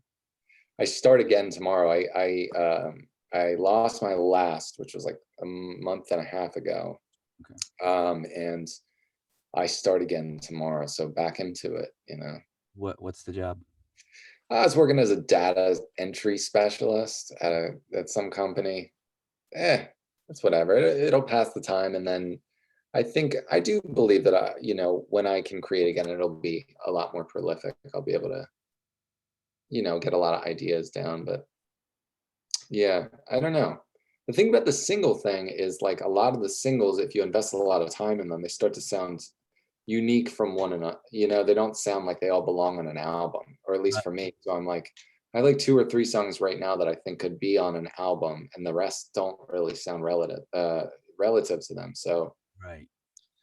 yeah. I think it's been hard for me to put together albums generally because of that. Because I think I just get I fear when I'm writing that I have this fear, like, I think it was just ingrained in me when I started writing music and playing with people that you don't want all your songs to sound the same. It's always in Mhm. there, that ghost is always in there. So then I end up writing stuff that's, like, starkly different than Oh, okay. Yeah, yeah. Yeah, I feel like there's a kind of a similarity to the sound of your songs. In other words, the guitar tones, the drum tones, which is what you want. Because like when you say similar, it's like if you like "Is This It?" The Strokes album. It's like every song sounds the same, but it's like I adore that. Yeah, exactly. Every song sounds the same, but in the best way. And so I've looked at that too. That you want your songs to sound relatively the same, at least the tones of them and stuff, you know? Mhm. Absolutely. But it's just hard for me to my fucking head and my ego, man. It's just always just like if I could just really just let go and be okay and comfortable with it, I think I'd be in a better place to do that. But I'm always just like I either get too bored or too like, oh, now you're repeating yourself. Now you're becoming boring. You know. Nah, nah. Well, I mean, I think that that's a gift too, like that neuroticness of your brain, our brains is what makes our songs sound the way that they do. Probably But there's going to be a downside to it, of course. the dark side. That's why I started this podcast because I wanted to talk to people about this very stuff. You know, Mhm. the Yeah, the not so fun stuff. I like that. I like that. Mm. It feels good to be able to open up. I see like more of a comfort in doing that in people, and I like that. Yeah, and it's just because what we do is most of the time very solitary, very like, okay, I'm sitting for hours with a guitar and like, you have these thoughts in your head and the struggle, whatever, and it's a lonely pursuit, and it's I like to assume that like I'm not special in those feelings, and being able to connect with you and just other people about it is reassuring. Makes me feel part of a community. And you are, and that you are. I don't know if you're like me in that like you tend to isolate. I isolate, Mhm. but there's so many of us, and I think that we all tend to support each other. You know, there are Philly music scenes of which I wish I was more like a part, but I think it's all just a matter of like reaching out and engaging with people and my tendency is to isolate, but I'm trying to break that, you Me know? too. What's your, so what was your, like, drug kick, or is it more drinking? No, no, no, no. It's opiates. Oh, yeah, me too. There, therein lies the relief, from that stuff that you're talking about. It's just like the thinking mind. It's so loud, and sometimes you're just like, shut the fuck up. Well, you know, I opiates. It's like I took them, and it was like everything will be all right. That feeling, and it's like now, how do I get more and more and more? So, um, like you said, Wellbutrin. It's like that was like the one of the first ones that I was prescribed, because they think like, well, if you like opiates, you like dopamine. Wellbutrin is supposed to, yeah. Yep, yep. But Uh, yeah, yeah. I just remember like being to a point in my addiction where I couldn't get out of bed until I had 14 perks at least. And wow. and that was just to get out of bed.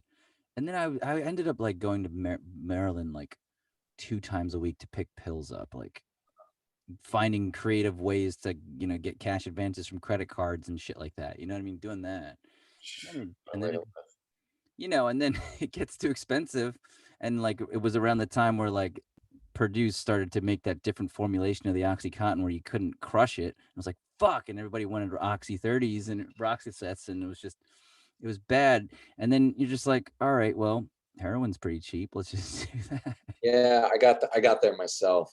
Yeah. You're talking about Opana, right? That was the OxyContin you couldn't crush, I think. Sounds familiar. Yeah. But and I think you're lucky you've been out of the game, of the drug game, because I even because I did end up with the heroin stuff. Unfortunately, what a dark place to be. But I haven't done that stuff in like 6 or 7 years, maybe more. There's this stuff called kratom. I don't know if you've heard of it. My friend was telling me about that yesterday. What I Yeah. mean, have you tried it or what's the deal with it? Yeah, never, don't try that. So it's a lie. It's like, that's the way that it was introduced to me, as I was living in California, and I was in recovery, and somebody was like, hey, if we take the train downtown, there's this smoke shop. They sell this herb. It's an all natural herb, and you can't get addicted to it. And there's no withdrawals. It's like coffee. Um, but it mimics opiates. And so I was on that train, and like as soon as I could be, man. And I did it, and it did the same thing. It quiets the mind, and it makes everything feel okay. And I was working at Trader Joe's, and I was like, I don't care. This isn't where I wanted to be in my life. I didn't want to be working at Trader Joe's, but that was okay. And then like 5 years later, well, I remember stopping taking it for a weekend, and it was like a dark, dark weekend. I was just feeling terrible, man. I was like, what's wrong? I didn't even put two and two together that I was withdrawing. And then I kept doing it. And then I finally realized how bad it is for you. I started getting rashes all over my skin. I started getting like gingival gaps in my teeth, like it was eating away at my gums. Shit. Uh, yeah, you get like brown marks on your skin. I mean, it's so bad for you. And it causes joint swelling. You start getting like chronic back pain. And because it's coming from another country, and it's most like, people have tested it in labs, and they find like large amounts of heavy metals and just all this toxic stuff. Oh shit. Yeah, yeah, not regulated by the FDA, and in a way, and that's not a good thing. You don't know what you're putting in your body when you take that stuff.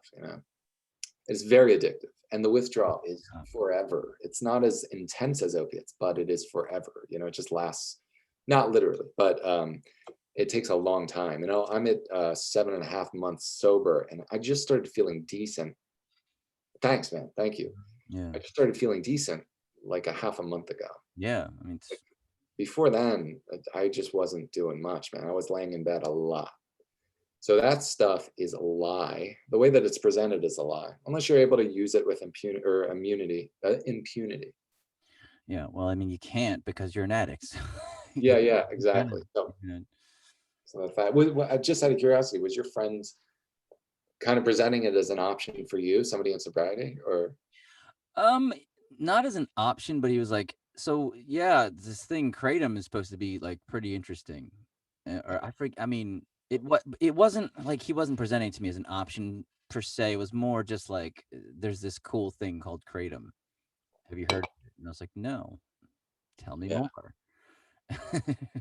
Yeah, it's so I got into all that, and that was like the last round of my addiction. And then it's like when you realize what you're doing is wrong, it's like, well, I might as well just get some mileage out of this relapse, and drink some alcohol. And when we met, I was in a stint of sobriety also. Like when I get sober, I'll get on stage and stuff, but otherwise um, and then after that, like I relapsed during the pandemic, and it was just, on kratom, and it just makes it so like you're ready to be around people and everything's okay, and then it stops working. You have to take more, it makes you sick. It's just a nightmare, really. So glad to be off that stuff. Wha Yeah, thank God, man. I mean, what do you I mean, I get the pandemic, like, pushing you towards that because it was just so, like, "Alright, is the world over now?" Like, Yeah. that's the way I felt. I was, like, so fucking close, you know? Yes. Um, thank God I live with she's not here anymore. My girlfriend's in Italy right now, but, we were together in the beginning, and it was just think if she wasn't there, I don't know what I would've done, like Yeah. Yeah, I remember talking to you, and you said that you were experiencing cravings, like Yeah, I mean, more but intense but generally, what do you think makes you just fall back to the dark side? because of the pandemic, you mean? Or besides the pandemic, what do you think makes you fall back to the dark side? Hmm. Well, I gotta say, man, I think the biggest thing is feeling like there's no hope in music because Mhm. it's like that. What's the song? Um, Landslide. Because I built my world around you. Because I built Uh, my life around you. It's like we built our identities around music, and yeah, just that assurance. There were so many situations in which, like I wasn't athletically successful, I wasn't academically successful, but that was okay because I had my thing. It was music, and I knew where I wanted to be with it. So, which was like the Stones, the Beatles, and Zeppelin, all that. all of it. So right. So as an adult, when that hasn't come to fruition, being in that like poor me thing for too long can really mess with me. Um, Wow, interesting. this is another thing is like with guitar lessons, it's like, well, there is a reason that I learned it, so I can help others learn it, and that makes some sense of it. I really do. I do. I analyze it a lot when I'm on the way to lessons. I'm like, why am I doing this again? And then I can justify it through that. It's like, well, why else did you learn music? And it's beautiful if you're able to share that with other people. Of course, it would be great to share it the way that Pink Floyd shared it or Radiohead shared it, but To be honest, man, I just from what you're saying, it just for me, it just says external validation again. Like we need that, right? We need yeah, some way to crack through and find something. You seem like when I was looking at the Fleeting Ends, my jaw dropped again, and I was like, "You guys get like 30,000 plays on one of the songs." I was like, "Wow, okay." So like, how did that happen, and why didn't it sort of trickle over or whatever? drug use, and so we it was a surprise when we did well, man, because I was in a series of bands that were just trying to like make good songs, and we didn't know who the lead singer was between me and my good friend Matt Vantine, and then eventually he like was playing drums, and I was like, "You're really good at drums. We should do this." And we ended up kicking the other people out of the band. Matt was the drummer. I was the singer with the guitars. It had been established I was going to sing, and we were really into harmonies. He started harmonizing, and together, just him and I wrote this album, which was our first. And at a show, Tommy Joyner from Milk Boy saw us and he wanted to work with us. So he made our first album. We released it. And now all of a sudden, like 93.3 was playing us in 94.1. Spike Eskin was like a big advocate and like supported us a lot. XBN was huge for us. And we were able to play Exponential Festival. We started touring. And when we made our second album, it really, we did well, like better than I thought, really, or better than I anticipated it to have done, like getting on Shameless, getting on this MTV show called Awkward. It was really cool stuff, but I was in no place because at that point I had started really using opiates, and there was the inability to get out of bed without them, and so they're not always readily available, unfortunately. And so I let a lot of people down. It was shitty, but you know, we did well. We did pretty well. And I don't know if I want to blame it on the drugs. I mean, there's a lot of circumstances that were just bummers. Touring can be, as you know, it's like when you're traveling and you're working and you're not playing to that many people on some nights, it's just like such a bummer. Such a bummer, yeah. Mhm. So, but that was a great experience for me, and it taught me a lot. being in the Fleeting Ends. And yeah, so and I still worked with Tommy Joyner, so that's a connection that I've maintained. And the Was majority of my songs, Fear People, uh, that's like that's for me is my favorite. But go ahead. dude, thank you. That means a lot to me. But that was with Tommy Joyner. Like that guy to me is the most brilliant producer I've worked with. Really, Tommy Joyner is he just has a knack for it. And so through the Fleeting Ends, I've still been able to work with him, which is a something I'm really grateful for. Now, when you say he saw you at Milk Point and wanted to produce your record, did he like do it on spec? Like, did he like say, "I'm doing this for you guys"? He said he wanted to work with us and to stay in contact. So we got his information and we sent him a few songs, and he was like, "Let's make an album." You know, it's very exciting. Awesome. So, do you? I mean, did you end up like making that money back to him somehow? Like, how did that work? Yeah, yeah, Cool. basically, yeah. And we paid him for the second album also. So That's cool, man. I've That's always paid for studio time. That's why when I look at what you're doing, I'm like, man, yeah. But if you, I mean, I Radiate's like the first song. Radiate and Fate, I hold to like the same standard recorded wise, but like the stuff before, I'm actually kind of really embarrassed by because it was like I don't know if you saw Judah Kim and the Assassination. That's under a different artist profile, but I have that out as well. And Dark Circles, right? yes, yes. So Yeah, yeah. I remember checking out your stuff when I saw you. I went and looked into your catalog of music and stuff, and I saw like, oh, we have like a similar kind of trajectory, I guess. It's like you were in the band, and then eventually you're like, I want to do yeah, this for my own. Yeah, exactly. same deal. So, Mm, so what I'm saying is like that. So that Dark Circle record and my favorite shuffle. That I'm just kind of like embarrassed of the quality of those recordings, like mm, especially with actually both of them for different reasons. Because I recorded my favorite shuffle all by myself or just because, and I didn't really use any reference. I wasn't like listening to other people's music to like compare it to when I was mixing. So it was like when I put it out, I thought it was great, but then I was like, wait, no, this sounds actually kind of sounds like shit. yeah, I don't feel that way at all. I think it sounded great, but I mean, the quality of your newer stuff has only gone up. Um, so yeah, and then when I don't know, so you just saw that you were basically the output was mostly you, and you were like, I might as well just go solo with this. Well, yes, because I found that in bands, and my experience with being in bands has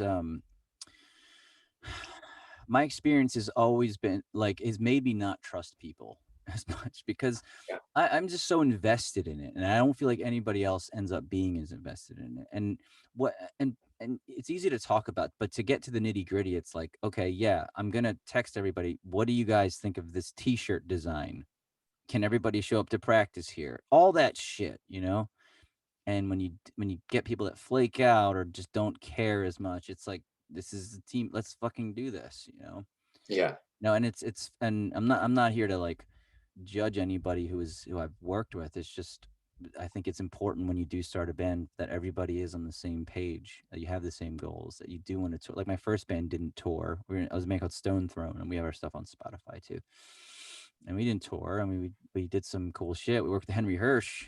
That was cool. I have to look. Who is that? He's done all Lenny Kravitz's. Okay. And yeah, it was in a beautiful renovated church in Hudson, New York. Wow. So fucking awesome. And he kicked our asses too. Basically told us we sucked at playing music. He Oh, didn't say that'll work for you. Yeah.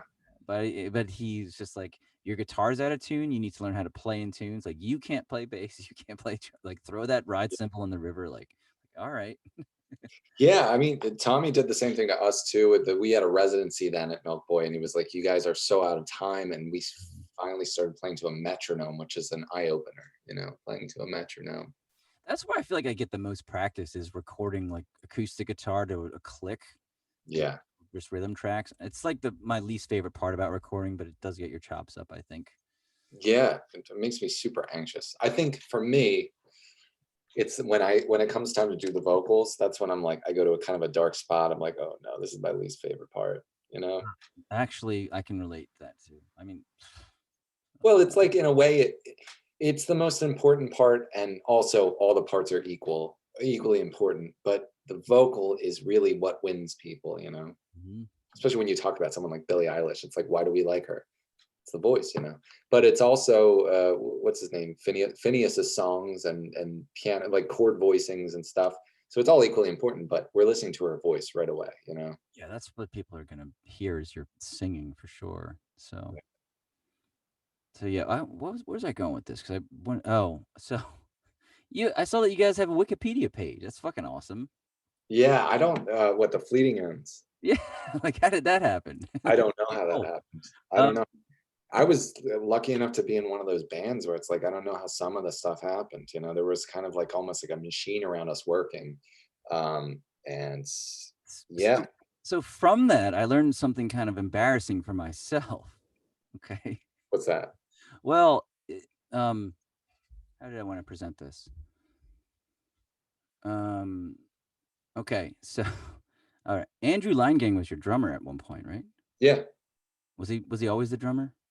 no, no, no, no. So that was the third iteration of the band. Okay. Yeah, So he had like my band Stone Throne. We were auditioning drummers, and we actually ended up taking him on. He did a live at 5 with us. We went to New York and played a show. I stayed at his parents' house overnight and everything. Um, honestly, I just wasn't feeling it with him at the yeah. time. Mhm. Um, and it was me and my brother in the band, and I was like texting him. I was like, I don't really think that Andrew's the right fit or whatever. But I actually ended up sending that to Andrew instead. Oh no! Wait, so oh I no! felt so terrible about that, and this was I'm not gonna blame my drug use, but, like, I definitely was using then, and How did that play out? exactly how you would imagine it, and he got all pissed and, like, you know. Oh man, I think that's rough. I think in recent times he's forgotten me because he, like, friend requested me on Facebook, like, I wanna say 2 years ago maybe, but I Yeah. accepted it because I still feel really embarrassed and bad about that whole situation.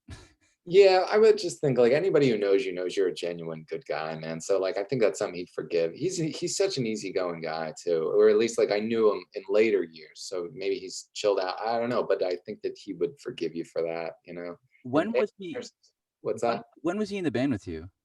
2018 through maybe early 2019. It was a Oh. really short kind of thing. Gotcha. Yeah. My time with him was, like, 2000 before I got sober, so, like, probably 2009, 2010, I'd say. Okay. Yeah. Wow. Yeah. It's but the big gap in there. But I know he's always wanted to play drums. He's a big Springsteen fan. Mm. Was that the case when you were with him? I don't remember, Okay. I just I all I yeah. Okay, so he told me he had been to about like 50, 55 Springsteen shows, Jesus. right? So I'm talking big Springsteen fan. But at any rate, yeah. So that was just in a period of time where I kept like putting the fleeting ends back together. And I think I was very afraid of just being by myself, you know. And I think that doing this solo thing is just as much as an exercise as it is like an attempt at, you know, some sort of commercial access to whatever an audience, but just to like go outside of my fear that maybe like I'm not enough, you know what I mean? Mm, Playing those cover shows, just being up there by yourself, like that is vulnerable, man. That takes guts, you yeah. know. Something that I didn't know before. It's like I had to have drums and bass and keyboard, you know. So this has been like super helpful for me to just kind of like value my worth as an entertainer, I think, you know. I mean, well, that's where your quote unquote overplaying helps you though, because it keeps everything so interesting. Yeah, yeah. And also, you know, the thing about overplaying too is like I just love playing guitar. So like when I do try to like simplify what I'm playing, I'm like, but I'm not having fun. And Mhm. that's again where I need to step back and be like, why am I doing this? And I do want to have fun. You know? I'm obsessed with that instrument, you know. Yeah. Yeah. So I love to like obsess over a guitar line and then get to the vocals, you know. Is that how it is when you're writing too? Yeah, yeah.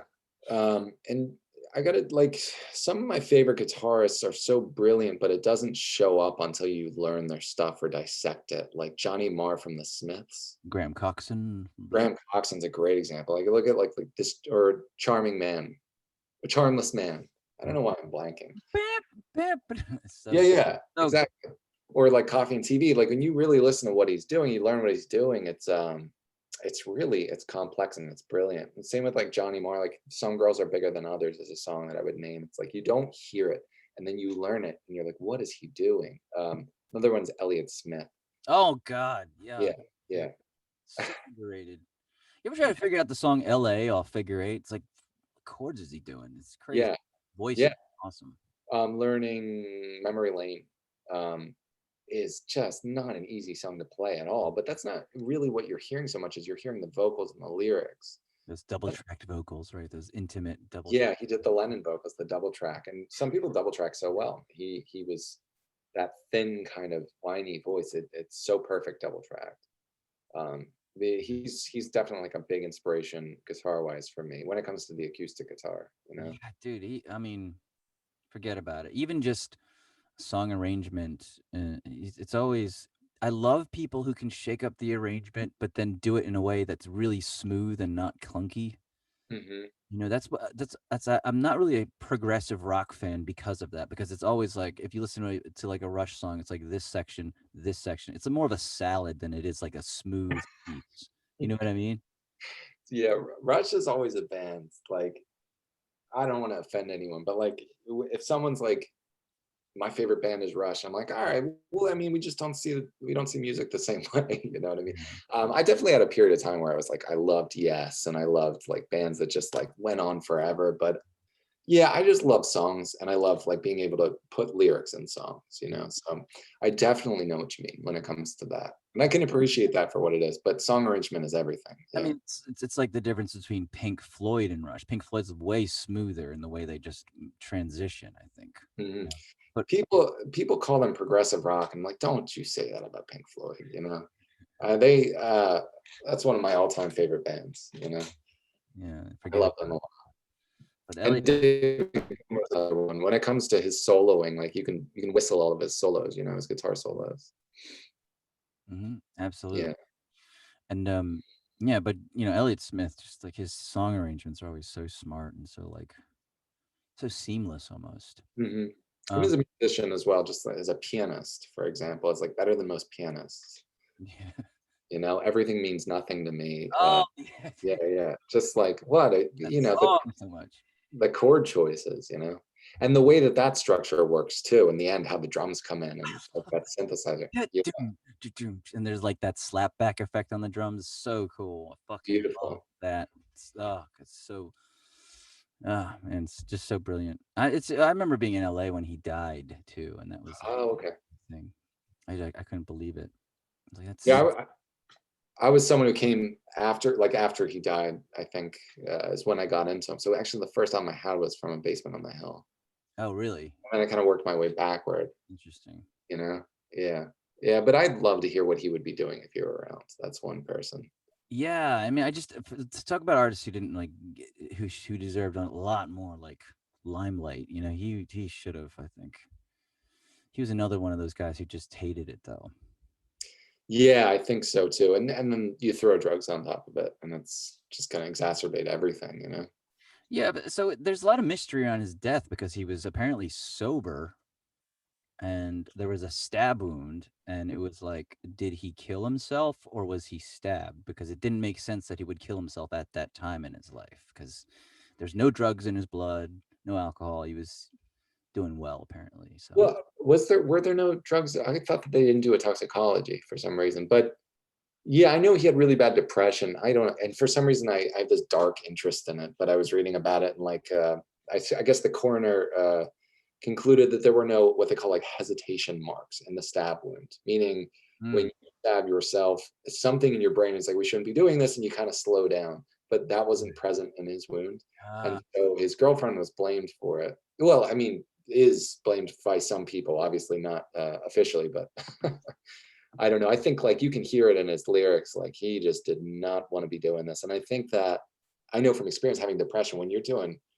drugs on top of that, what that does to your depression is just it makes it a whole different animal. It just overtakes you, you know. mhm. And I think that even long periods of sobriety, it takes a while to get that back, I think, you know. Yeah. Does it ever leave you? I don't know that it ever does. It's just so like, I don't know.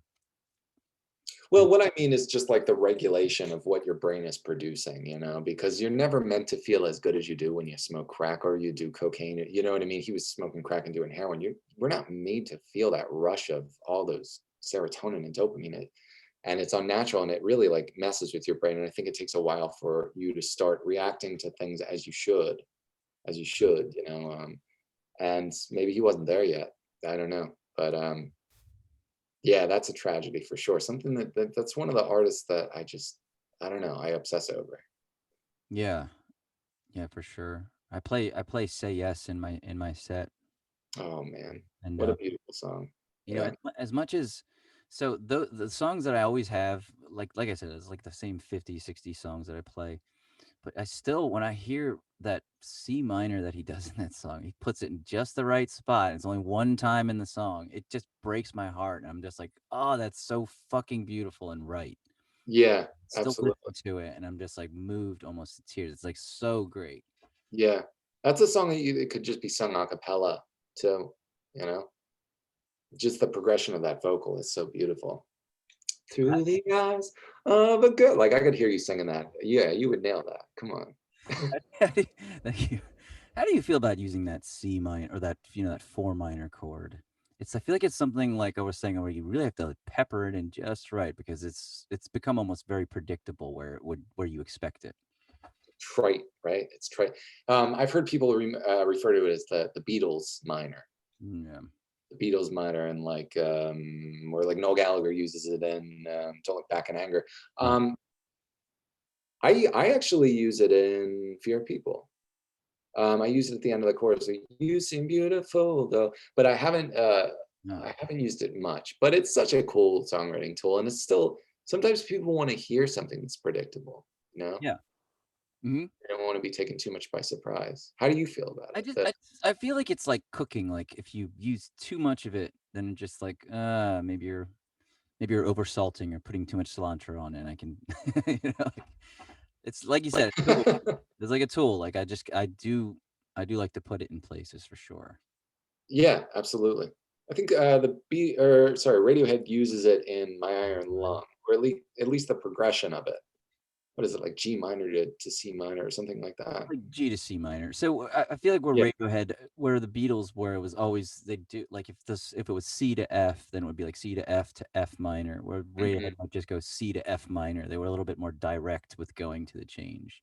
Hmm. I Um, see what you mean. Yeah, that's part of the progression of chords in the song. Yeah. yeah, and if you're a big fan of Muse at all, Muse was very big on that too. Okay. Yeah, that's one band where I didn't go the whole way in, but I definitely can appreciate why people love them. You know what I mean? The early stuff, especially, I think as a guitarist, you'd really appreciate it. The second album, Argent and Symmetry, is fucking awesome. Yeah, he's and the way that he sings just makes me feel like, God damn it, I shouldn't be singing. That guy just can do whatever he wants with his voice. You can hear the Radiohead in them, but they do their own thing with it for sure. I like them. Yeah, I think I've always intended to kind of get into them, but I will check it out. What'd you say? Their second album? Yeah, it's orange and white cover. It's called Origin of Symmetry.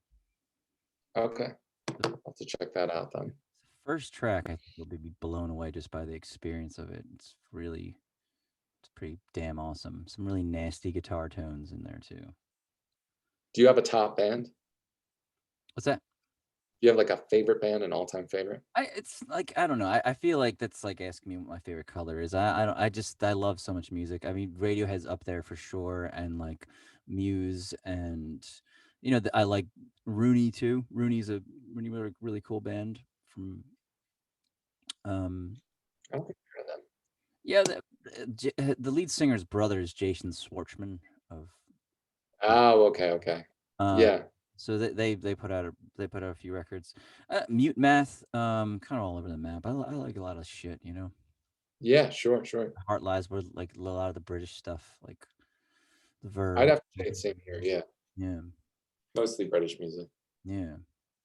That tiny island has produced some of the greatest bands ever. It's crazy.